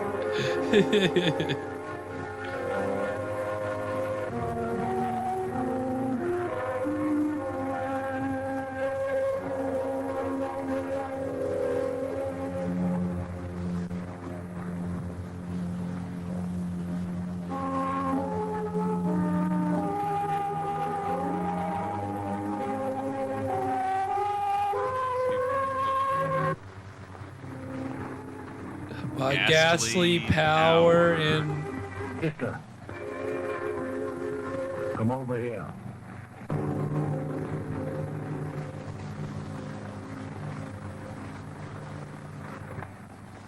You can go to sleep. Huh? You hear me? In the years of the past, I have often wondered why my dear dead master didn't confide in me. I was not under the vampire's power. Maybe he didn't know. His trust had been all too often betrayed. If he'd only told me what he told his precious journal. It was not too much for even precious journal. Old as I was, to save Leonie from suicide, and I could have stopped the vampire's hideous crime apple juice and long before. Chips Ahoy on his way Had I only known how. And that is gonna take us to our second break. Well, we're 2/3 of the way through Castle of Doom. What are we thinking so far, Evan? I'm enjoying it. We've kind of settled into our conflict. We've got our monster. It's a little less dreamy here in the second act. Right. Yeah, it definitely is. Feels like we've got more of a concrete problem. We've got a vampire. Oh, sorry. Wrong button. Vampire targeting this this girl. Which this almost feels more like Dracula. Right. The second part of this, I was just thinking that as we got into like the last 2-3 minutes, I think it was when the narrator said like something about the word vampire. It was like, okay, now she needs blood. Yeah. It was just well, that kind they of stuff. definitely do this bit in the Dracula novel. I can't remember if they Right. do this in Carmilla, but there's like, there's a whole sequence of Jonathan and what's his name, Lucy's guy, and Van Helsing like taking each other's blood to Oh my God. to give to Lucy or Mina or whoever. See, it's funny because in the movies, they always just talk about it. Like when somebody's been a victim of the vampire, but they're still alive, it's like, well, they need a transfusion. And then like maybe you'll see some part of that, but they never really do anything with it. It's not like a big deal normally. So, but yeah, you definitely feel it's turned into more of a vampire movie here in the second act, I think. Yeah, I'm missing the guy with the peg leg. I hope he comes back. It will, and it'll also get more dreamy. Okay. So we've had a moment of lucidity, and hope you enjoyed it. Yeah, because the third act gets all wild. We're gonna get buck wild. Well, and I'll tell you, it gets wild because the edit gets crazy because the third act of Vampire is like the most dreamy, surreal part of the entire movie, and it is very much what happens is kind of predicated on certain supernatural things and certain things that this movie just doesn't want to take the time to, or is afraid to go into. So they have to recut it to kind of make it a lot simpler, and that's what we'll see here. They cut it like just a nice simple dream. Yeah, well, it's dude, I wish. Garrett, I'm a simple man. I've got a simple dream. It's vampires.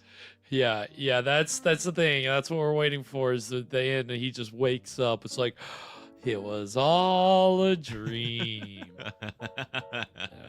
I hope not. That would, well. Has anyone ever done that, but with Dracula wakes up in his coffin and he goes, "Woo! It was all just a dream." Yeah. It sounds like not Dracula Dead and Loving It. What's the other one? Oh, Love at First Bite. Yeah, it sounds like a Love at First Bite kind of a thing. He does that, I think, where he has like Dracula Dead and Loving It does a thing like that where he has a dream that he can go out in the sunlight and eat. Yeah, okay. And then then it all starts falling apart and you remember that bit? I do. Love Dracula Dead and What Loving a great It. movie. Great It's so movie. fun. Some people would say terrible movie, but I have a lot of fun with that. Clearly. Yeah, Sears, I think that was it. Yeah, Lucy Westenra. Yeah. Yeah, that was the girl's name. Her name. But yeah, I mean, so now we've got a full-fledged vampire movie on our hands, so it's nice to see. But I mean, again, the surreal quality, all that is what made it difficult, I think, for audiences to kind of accept Vampire. And the problem, we talked earlier about how there were basically 3 different versions of the movie based on the language. And the thing is, with the English language versions and the versions released in the United States, the history is really murky and all over the place. So Okay. I'll try to parse it out briefly, but essentially, in the United States, it was released under different titles, including The Vampire and Not of the Flesh, which it's kind of like a metal title, right? Yeah. Like kind of like a heavy metal kind of a thing. Yeah, not of the flesh. Not of the flesh. Yeah, but it's not clear if those versions are the English language version that Dreyer produced, or are they the Castle of Doom version? It's not clear what version, because there are newspaper articles of Not of the Flesh, for reviews of Not of the Flesh and The Vampire, and they are not clear about. Well, if they mention the narrator, then that's the thing, they don't. So it seems like it's probably not Castle of Doom, and so you would, but it's not, like I said earlier. I think that this edit was produced in 34, but I read on a message board today there was speculation maybe it was 1939, and that has to do with the distributor, because the distributor is a company entitled General Foreign Sales Corp. And they're headed by Arthur Zeem, who we saw credited at the beginning. Arthur Zeem Presents. Well, this company basically specialized in re-editing German films. And, you know, there was a German version of Vampire. So I guess that's how Arthur Zeem got his hands on it. The reason that this person thought it was 39 is because of when Zeem's company was active and when they were doing this kind of work, like re-editing the movies and all that. And so he thought it was maybe later. But one film that Zeem did distribute, I guess around 1939, was a film that we've seen this season, which he distributed it in the United States, a foreign film. Oh no. Can you guess? Can I remember what? No, what is it?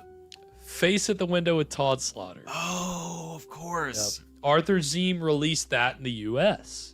Okay. So I didn't know that until as I was I had already edited the movie. I was cobbling a fact sheet together, and then I saw on that same message board thread that Arthur Zeem also released The Face at the Window in the U.S. So I was surprised to see a Todd Slaughter connection to Castle of Doom.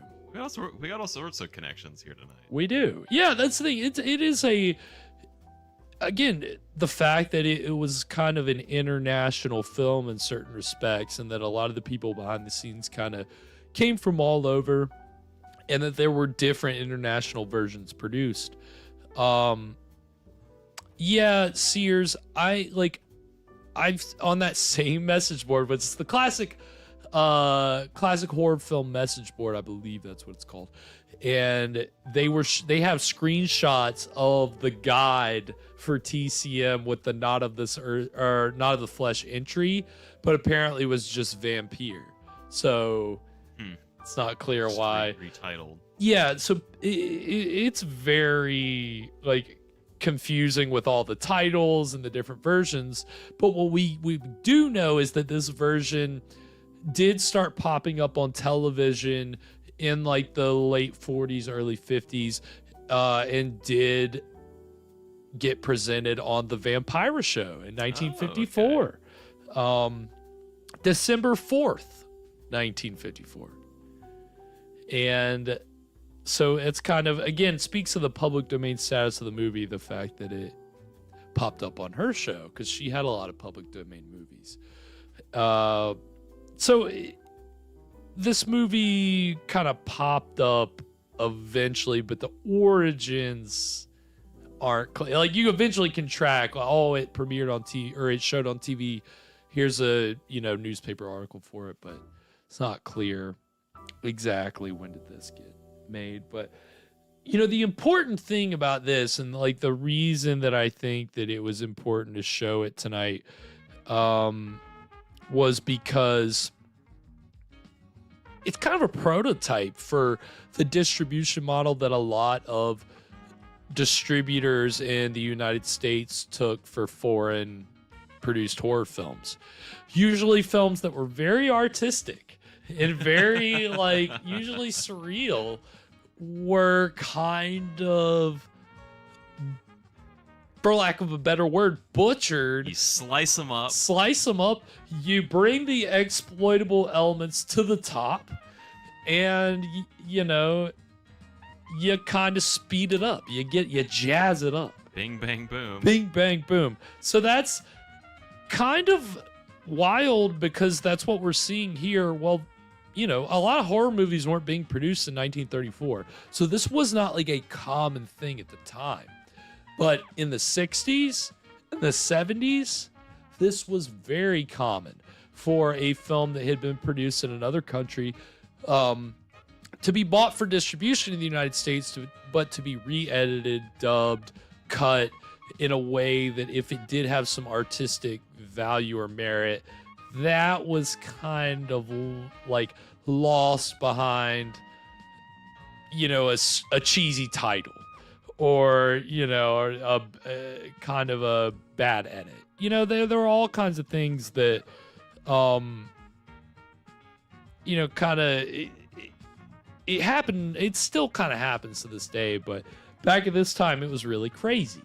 And so the trailers that we're going to see for this break are like prime examples of this. And yes, Sears, I believe that Dracula, because that's a thing in Bram Stoker's Dracula, the one with Gary Oldman playing Dracula. It's a big thing in that movie, The Shadow doing something different. So that was like a direct parody of Dracula Dead, loving it. But yeah, I mean, you know, again, I think tonight's movie is a prototype. Arthur Zeem kind of showed how you can take a horror movie that maybe is kind of artsy fartsy and you can try to make it a little more mainstream and make a buck off of it. And the trailers that we're going to see during the break are for kind of a very acclaimed French film that was re-edited and retitled for United States release. And that is, the French version is called, I don't want to say that. I'm afraid. Try it. Should I try it? See, it should be easy for me because it's a title of a pop song. But it's Les sans visage, eyes without a face. Okay. So that's because they say that Les sans visage, eyes without a face. If you've heard the song Eyes Without a Face, it's titled after the movie. But it's a French horror film, and it's from the, I can't give you the year, but it's very artistic, and it's, you know, it's very high quality, very solid film.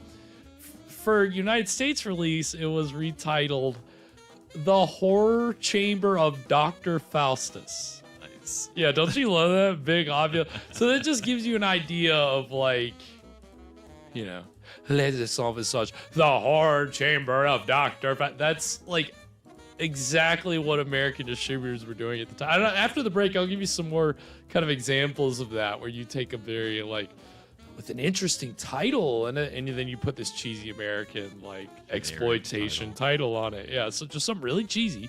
That's what you get with a lot of these movies. And yeah, so what we'll see is the Eyes Without a Face trailer first, and then we'll see the trailer for The Horror Chamber of Dr. Faustus second. So we're gonna get these two trailers, and then when we come back, we'll get into the exciting conclusion of Castle of Doom. So stick around, we'll be right back.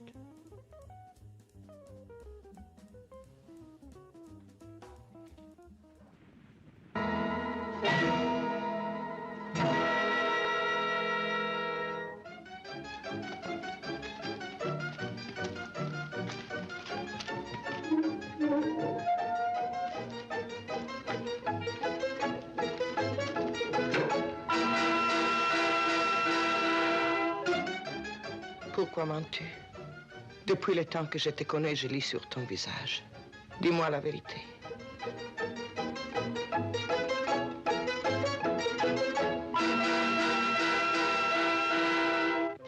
Les gens n'approfondiront pas. Ils ne chercheront pas à savoir ce qui se passe ici, surtout. Mais que se passe-t-il dans cette mystérieuse ville?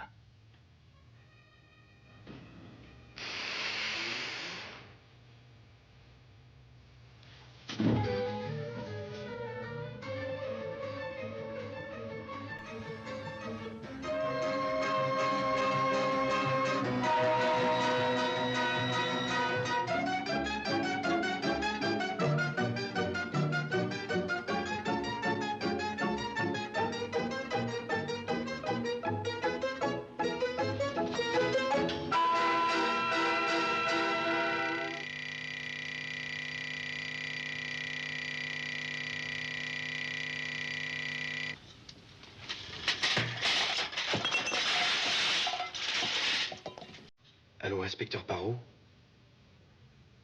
Je vous remercie de nous avoir avertis.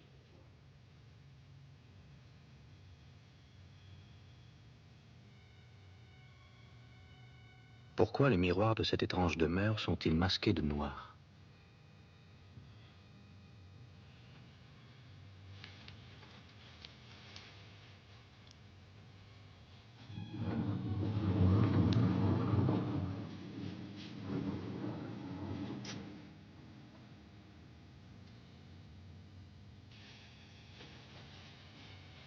Que cherche-t-elle? Le reflet de ses yeux? De son visage?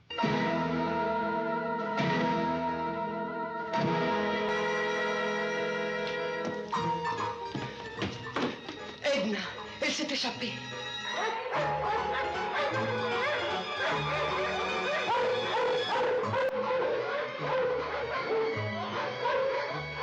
Story.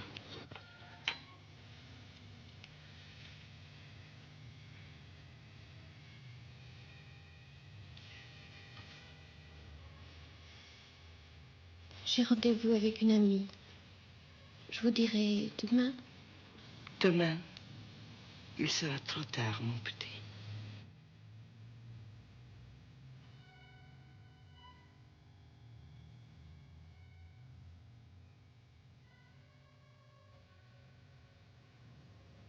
Edith Scobb, dont vous connaîtrez enfin le visage en venant voir notre prochain spectacle, Les yeux sans visage.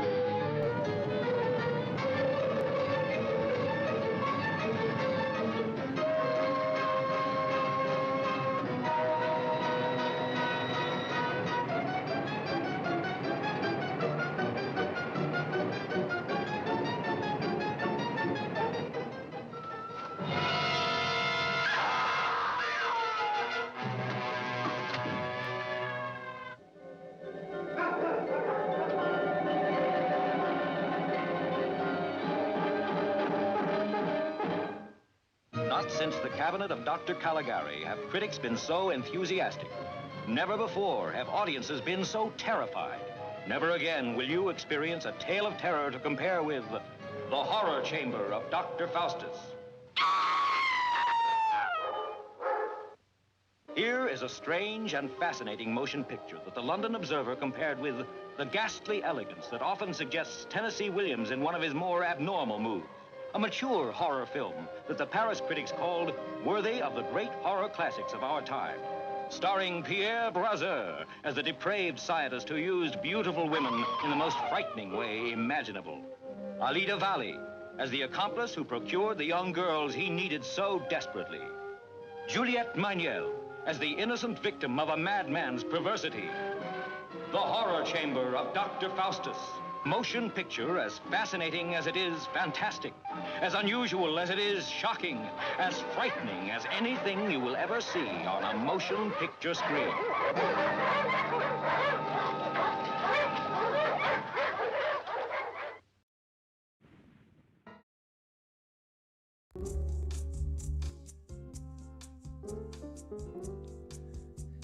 And we are back. So yes, the horror chamber of Dr. Yeah, don't you love, again, Yeah, just make it so what much a more claim. exploitatable, right? Yeah, what a claim. This movie is as scary as you'll ever see on the screen. I mean, that is literally, especially like in the 60s, that's the move, is to just big up your movie Yeah, then much. Then you set the microphone to echo a little bit so Yeah. that people know you're really serious. See, if I had that voice app right now, I You could, could just I do could that. echo my mic. I could Okay, start talking like this. The scream stream chamber of, it's a lot of fun. But yeah, I mean, that was kind of, you see the difference in the two trailers, right? Like it's a pretty marked difference. And how about Horror Chamber of Dr. Faustus being on a double bill with the Manster, Hey, which yeah. we've watched on the show previously. It's, of course, it all comes back around to public domain, right? But I realized that like a production like The Manster is the exact opposite of like the Horror Chamber of Dr. Faustus or tonight's film Castle of Doom, in that The Manster was made by American expats in a foreign country. They were making it for an American audience with hopefully some crossover appeal, just like Lady Frankenstein, which we watched this season. American filmmakers in Italy making a film for both audiences, but knowing, okay, this will be for America. Whereas tonight's film, Castle of Doom, is a re-edit of Vampire. Horror Chamber of Dr. Faustus is a re-edit of Eyes Without a Face. Different approaches with, these foreign horror films. It's just interesting. No one movie is made the same way. So, definitely, like we said, tonight's film, I think, sets a precedent. I mean, we've also think about a film that we had in our first summer of schlock, Lycanthropus, aka Werewolf in a Girl's Dormitory. Remember? Again, an example of a great title, Lycanthropus. And then, what did the American distributors do?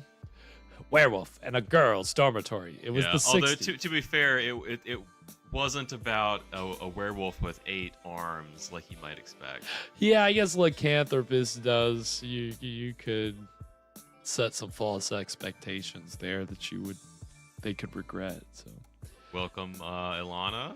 Oh, Ilana's in the house. Welcome. Yeah, we're about to get into the exciting conclusion of Castle of Doom, and yeah, this has been a pretty wild film. We, I think, have definitely seen the choppiness of this. A little hacked up. A little bit. And it's not me. It's not my fault. It's the movie. I actually kind of respect the commitment to not fixing the stuff in the work that you've done on this.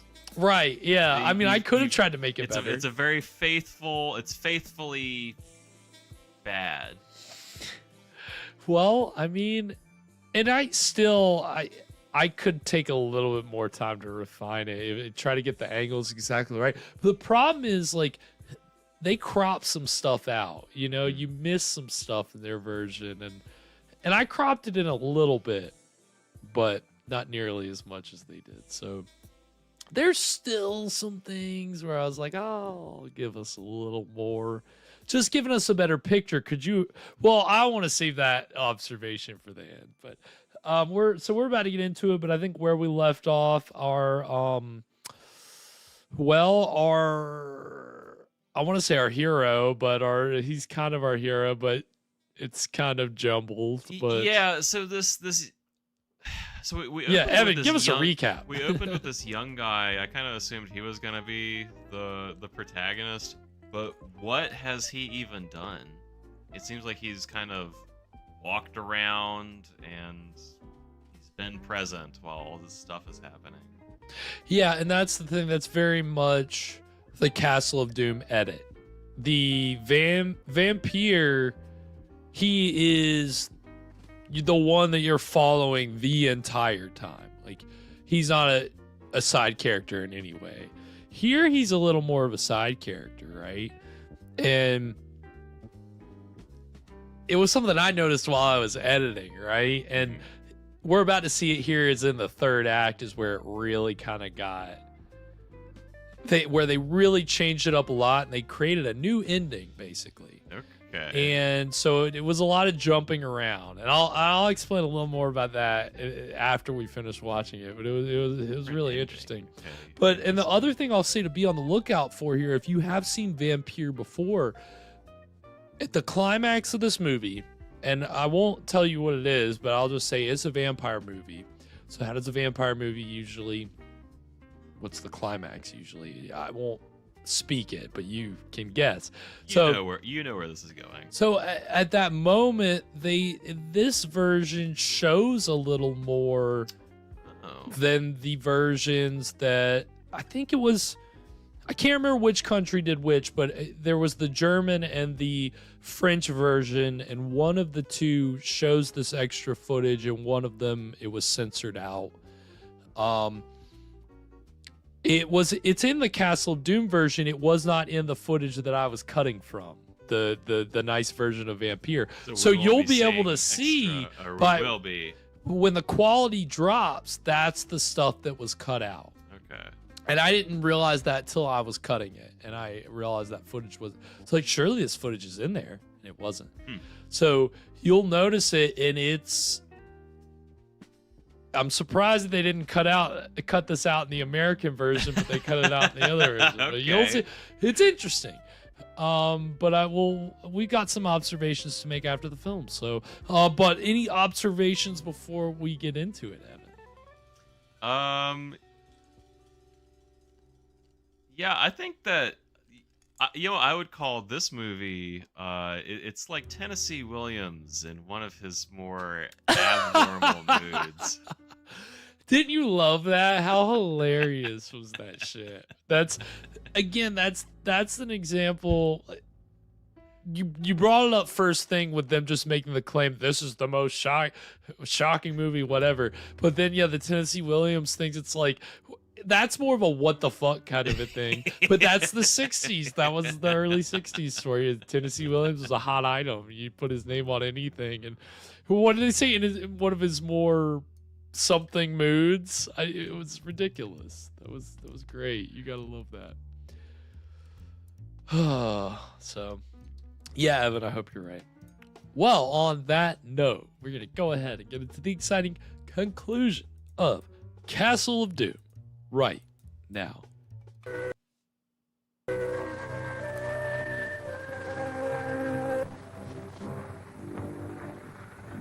The young man told me afterwards of his hideous dream.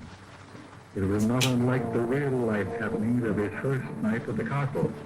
There were coffins and ghastly trappings in both, but the coffin in the dream was for him, not for the once fresh young girl the evil Margaret Chopin had marked for her own. Margaret Chopin, that's the name of the movie. Every detail of his passing into the great beyond. Every cruel machination of the vampire's crew at work.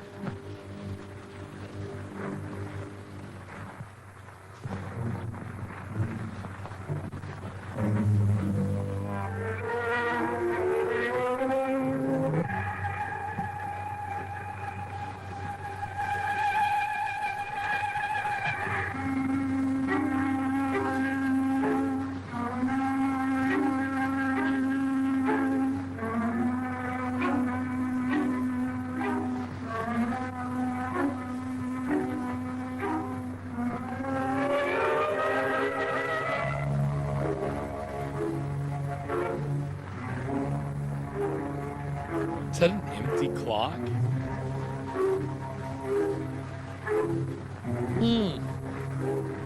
There he is. Oh, hey.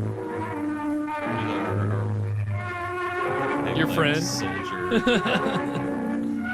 Buddy.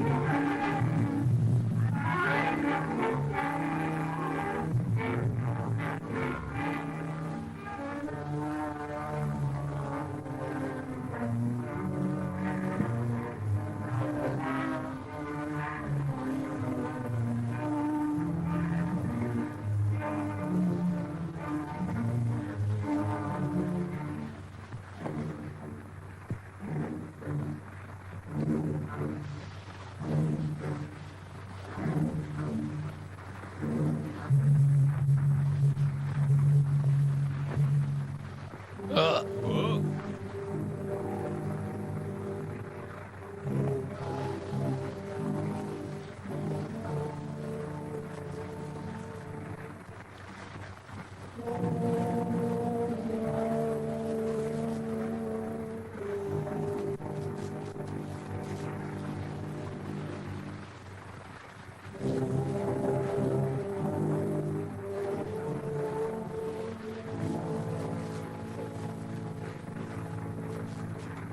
This guy is Mark Twain. Yeah, it's when the way he lights that cigar. He heard the doctor chortle over one more ghastly triumph won. He saw his coffin closed.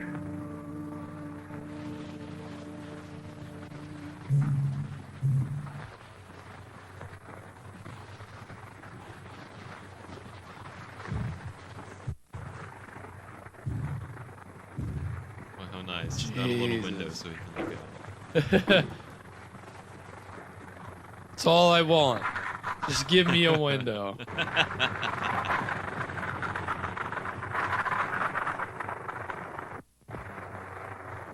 I've always said, put me in a glass coffin so I can bust out if I'm not really dead.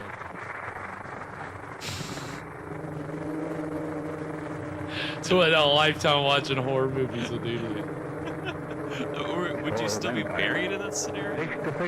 Sure. Well, no, I'm in a mausoleum at that point. Okay. Ah! Glass mausoleum. You know what they say about those who live in glass mausoleums? Don't throw the first bomb. Don't have the sound effects queued up, Evan. Damn it! Boy, oi, oi, oi, oi, oi. There you go. That's wild looking. He's very good at playing a corpse. Nicholas de Gunsberg.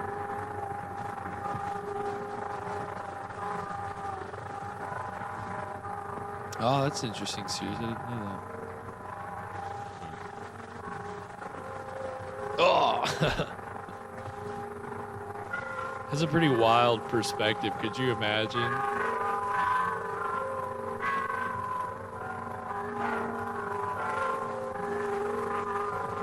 So that's how we opened the movie. So when I started editing this, I had to go right to the end. Frightful journey to the grave.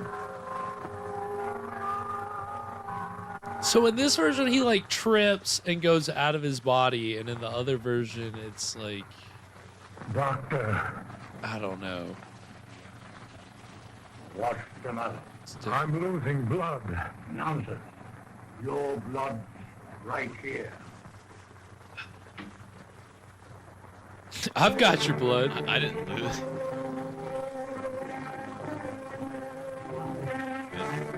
No. One is pure. His spell must go to the graveyard. Open the grave. You will find lying there body, hair, lease, past the small. They say there is constant conflict between the forces of Not more than I did.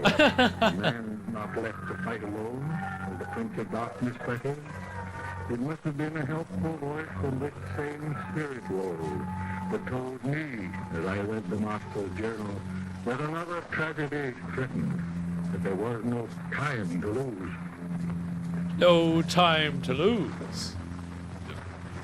ooze.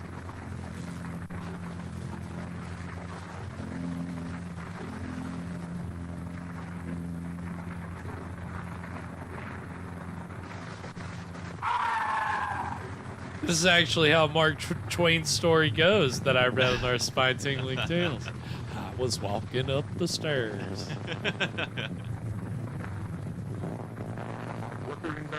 It's funny, one of the Chambers stories where he dreams about riding in a coffin. He too had seen the wake, the end of Leonard's earthly following. That's wild. Whoa. The vampire's poison drowned. Thank God we were not too late. Come quick. Something terrible is happening. Come on, quick.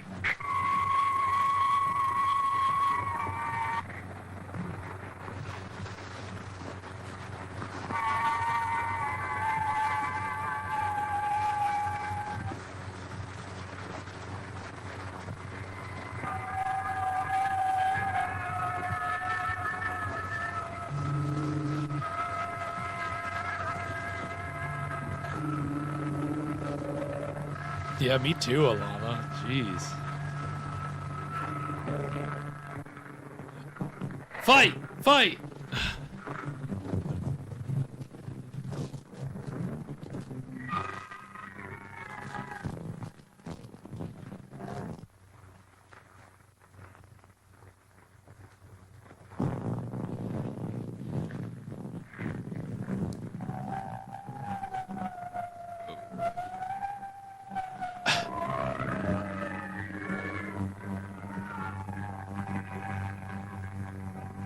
So much movement.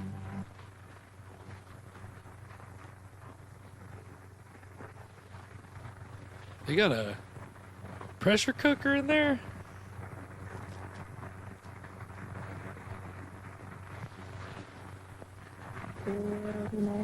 Crock pot.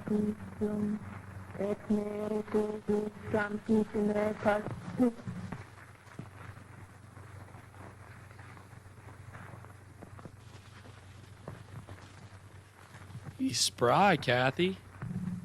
I'm going to die. Oh, God. Oh, God. Oh, God. Es mérito de Dios, santísima pasión.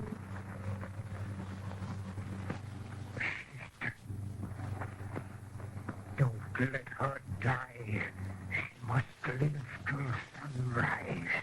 Margaret Chopin never struck again. God had given me strength for one last service I could render to those I loved. For me, there was no terror in the vampire's reeking grave. God's will was done on those who had accepted her. Yeah, it's like the servant is the main character now at this point. As they had lived through her. When cold steel pinned her heart to the sacred ground she had so long defiled. Peace came to Shocktober. There must have been a vampire.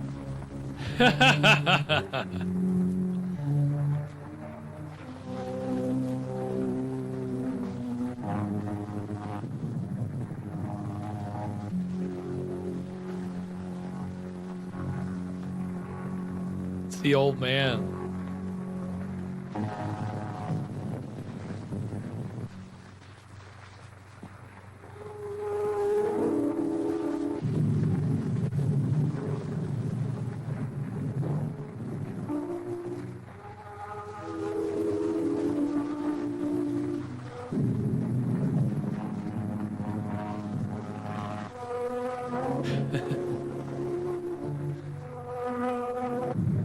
It's like some David Lynch shit. But it's supposed to be the old man's ghost, apparently.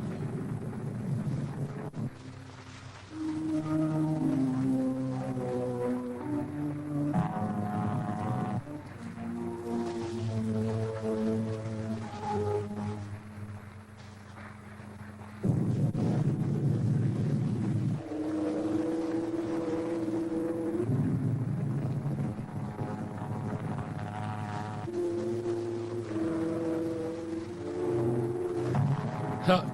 Found her. was just under all these boards the whole time. Yeah, Alana, that's exactly the vibes. Yeah, just a random shot of a crow. Yeah. Silhouette of a crow. What are we doing here? Come on.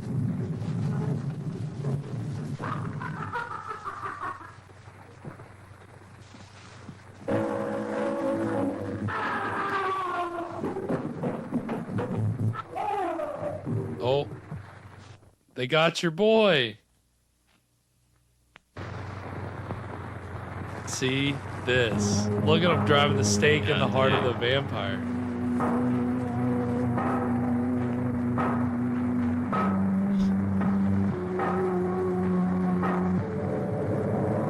Yeah, extended shot of driving in the stick. In this version, in the American version, but not in the version that most people see today. That! Yeah, jeez. I love that. That is amazing. How deep can you possibly stake somebody?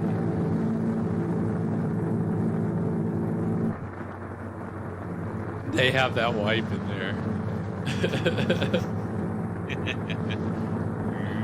But I couldn't dissolve it. I couldn't salt it.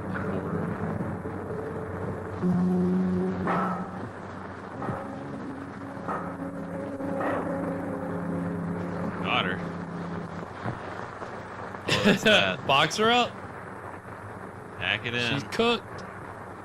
It's also they did it. It was daytime, so they did it during the day. That's like one of the other. They had to drive a stake through her, and it had to be daytime.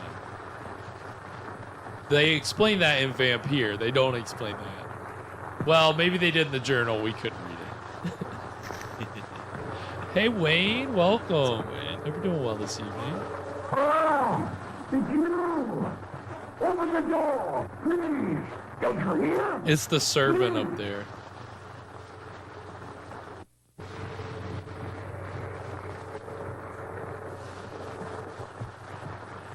He's terrified. Oh no! Oh, are you fucking kidding me? See, this is like a part that's way more extended in the other one, a storyline. In Vampire.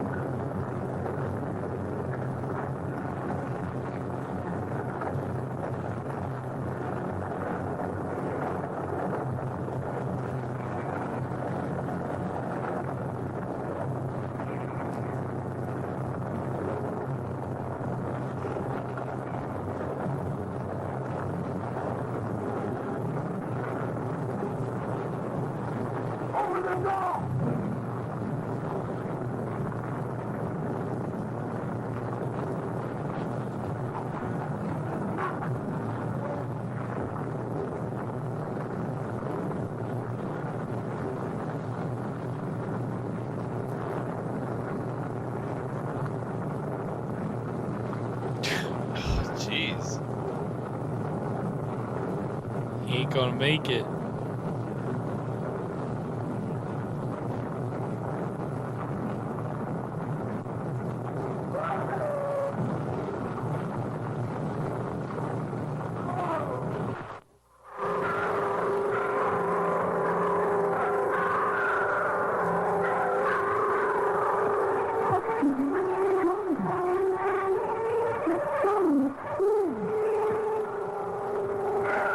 That's the end?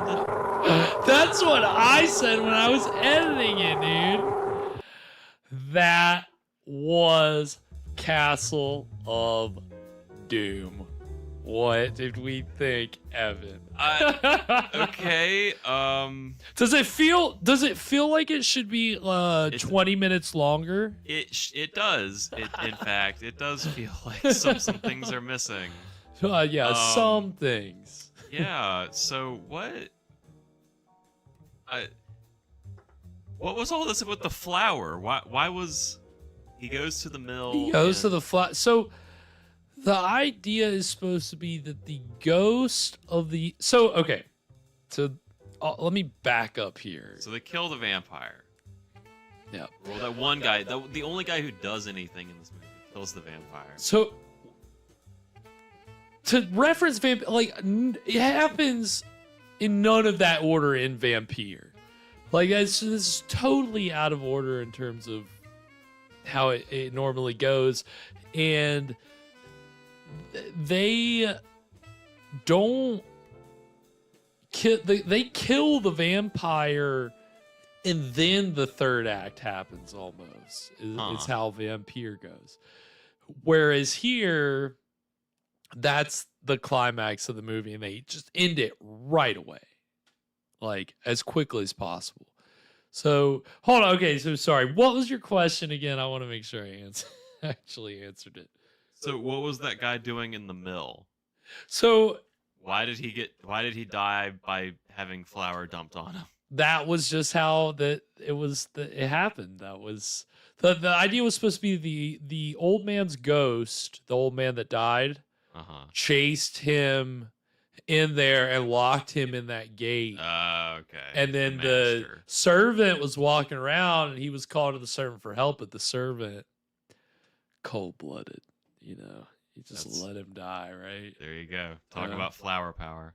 Yeah. So it was good. I mean, so it was obviously, it felt like a truncated ending, right?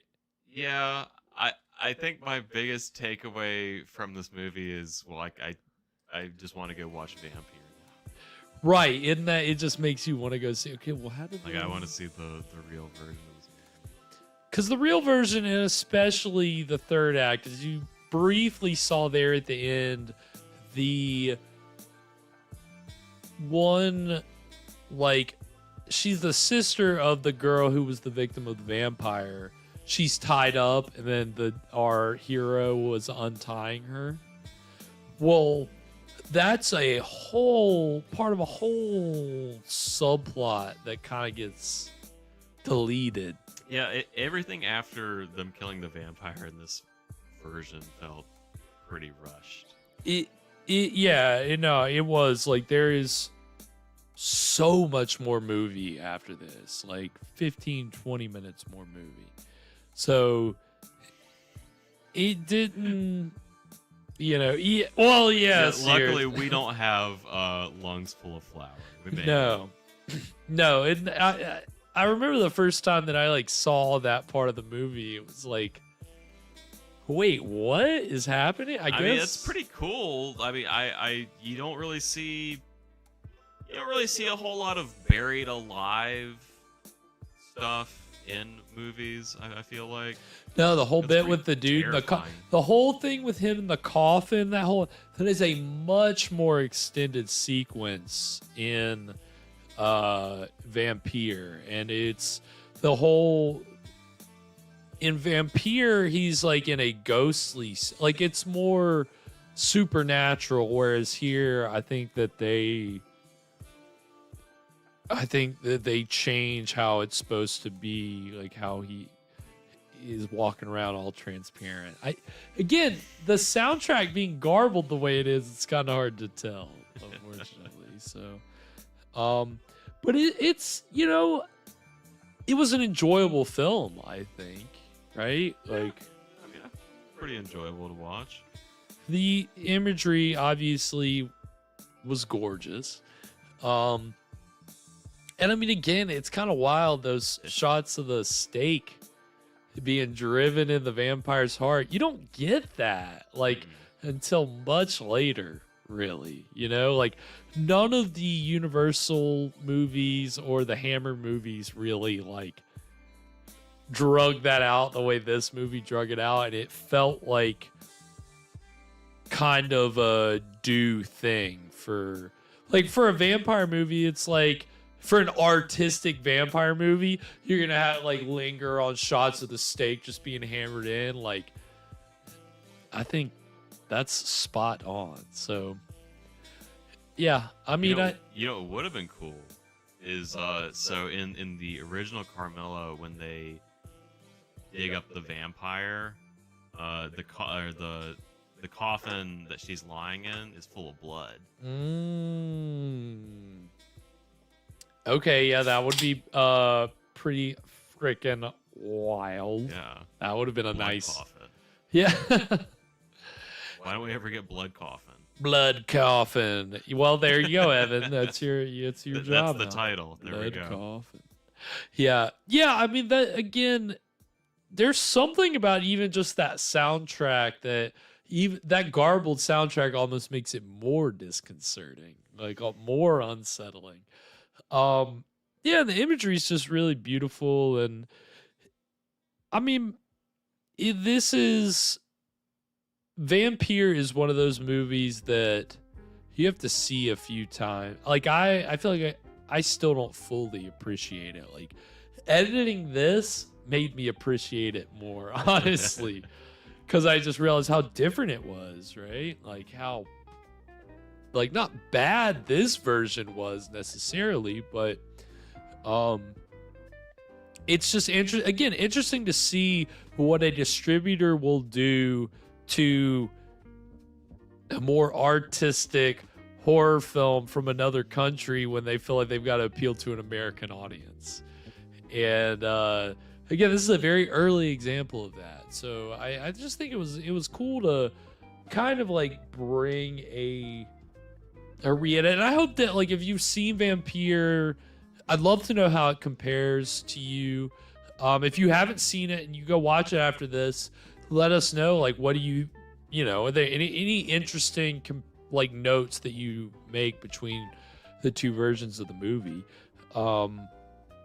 I just found in my editing that I was like in the third act, it was a lot of like, I'd have to jump ahead to find a clip and then edit backward from that clip. And it was just like a lot of like jumping around back and forth, and like you just realize how much more there actually is to Vampire. Yeah. So. Well, I think everyone, we should applaud Garrett for all the work he put into restoring this version of this film. I mean, it's a very lazy restoration to just take an already restored film and, kind of figure out how to make it sync up with a bad picture quality and suddenly make it good picture quality. But it did take about 10 hours. So it took time. And that's my other question for you. Do you feel like you saw the clips from the original version? Yeah, pretty scratched and dented up. Could you have watched all 52 minutes?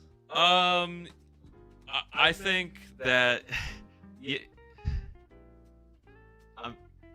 I feel like I maybe got not 100% of this movie, more than 50%.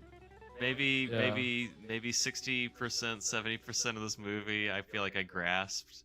Okay. But if it had been the original unrestored version, a lot less, I think. Yeah, I mean, again, that was like, the thing is, the imagery of the original version is so beautiful. Like, it is a very well shot horror film, and it would have just been really hard to tell what was going on if we couldn't at least see what was going on. We obviously hearing took deciphering. Yeah, which was fun, but I feel like at that point it's like film archaeology. Like, look at this fragment we've unearthed. Exactly. That was like why initially I was kind of on the fence about even doing it, because it just felt like, okay, well, this is obvious. This is a classic film, and to be, trying to, spruce up a version that is obviously not a classic, but it is part of film history, right? That's, to your point, it still is this thing that nobody else is, nobody else is taking the time to put together a version like this where you can see, oh, okay, well, here's how this American re-edit went. Was it good? Or was it great? No. Was it enjoyable? Yes. And I mean, I think this show proves any movie can be enjoyable. We'll have fun with any movie. And how. And it's funny because speaking of re-edits, next week's movie is I kind of very similar to tonight's movie in that it's a re-editing of previously existing material, but with newly produced footage. And it's actually something that's going to be very familiar to, viewers of the show, definitely to Evan, because next week we're going to be watching The Devil's Messenger from 1962, starring Lon Chaney Jr., which is the other 3 episodes of 13 Demon Street. Oh shit, that's right. Yeah, we're finally doing that. I felt like I shouldn't wait too long from when we watched 13 Demon Street to when we eventually. And he's actually gonna be in this one. Right? Well, yeah. Right? Oh, come on. No. Okay. So I'll tell you. So this movie, The Devil's Messenger, it's taken the 3 episodes and it's turned them into a horror anthology film. It's not the premise of 13 Demon Street. So it's Lon different. Chaney's not what was it? He's a ghost trapped in this house or something? Or something like that. Now he's the Devil's Messenger. Okay. So he's in hell and he's like kind of like the St. Peter of hell. I don't know. It's strange. But the Devil's Messenger to who? To heaven or to earth? Oh, to hell. So he's just still stuck in hell. He's just delivering messages around hell. Nah, he's not even delivering. He's just sitting in a room and people are walking in and he's like, okay. There's not so Can we define what a messenger is, maybe? I think you're just gonna have to wait until next Okay, Friday. whatever. We'll figure it out next time.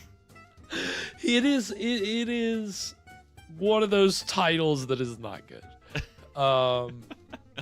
But Devil's Assistant.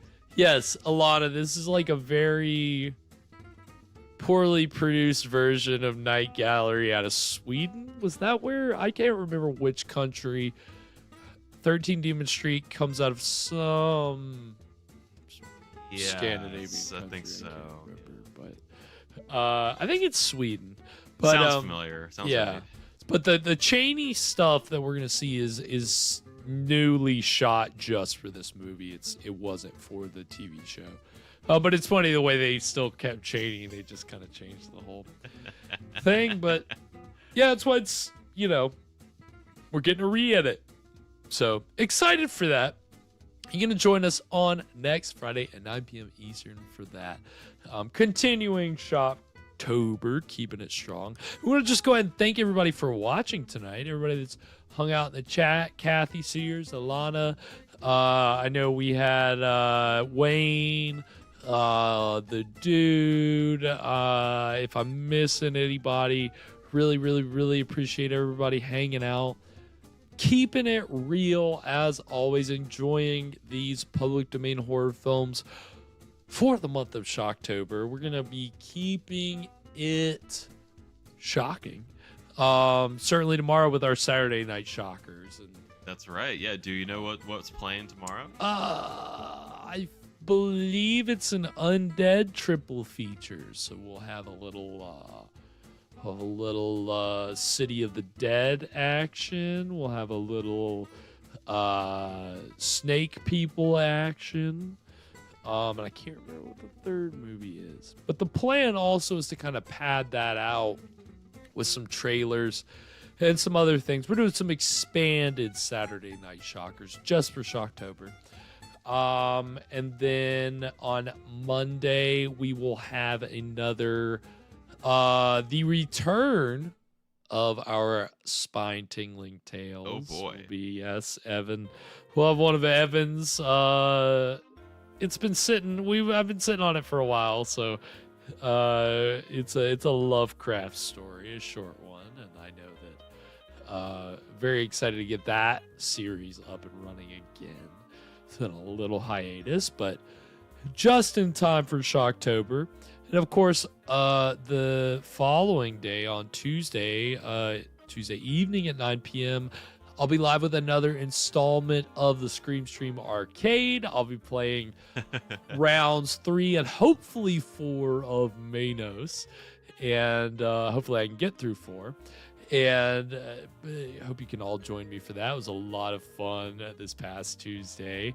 Had Sears and Kathy hanging out.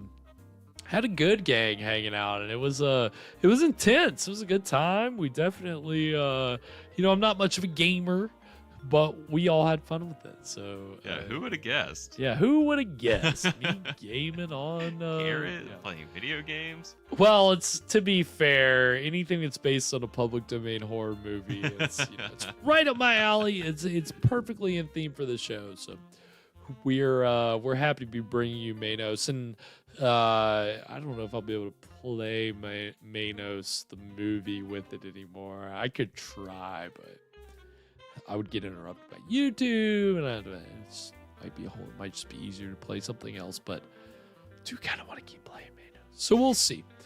But Tuesday 9 p.m. Eastern, of course, Minnesota on Wednesday, and next Friday for the Devil's Messenger. So got a lot of great stuff for you next week and all Shocktober long. So looking forward to it. If you want to catch up on any of our past episodes, you can find those. Oh, sorry, hit a button. Find those over on our YouTube page at Scream Stream Live. And of course, we are over on all the socials at Scream Stream Live now. I changed it. So even though some of those don't have an E at the end of live, Scream Stream Live. So we're gonna say no, it's live. Live. You don't have an E, it's still long live. I. It's a long I. That's right. That's what I should have just put in a second I. See, for the Twitter one, it was too long. That was what was keeping it from LIVE. They put it in a second I. I should have. No, I didn't. No, I didn't. I should have. It's just LIV, Scream Stream Live, as you said. But we're gonna call it live. So all the socials at Scream Stream Live. If you want to follow Evan or myself on the socials, you can find me over on Twitter at Spakenstein. And Mr. Evan Sink is on Twitter and Instagram at Caligari Cursed. Anything before we sign off tonight, Evan? Is there any monster you can't kill by just dumping a few tons of flour on it? I guess flour is just the universal monster killer. Who needs silver bullets? So simple. Until next week. Sweet screams, everybody. And to all a good fright. I'm looking on my remote for the end credits. Oh no. Hey, where is it? Hold on. I gotta. Hold on.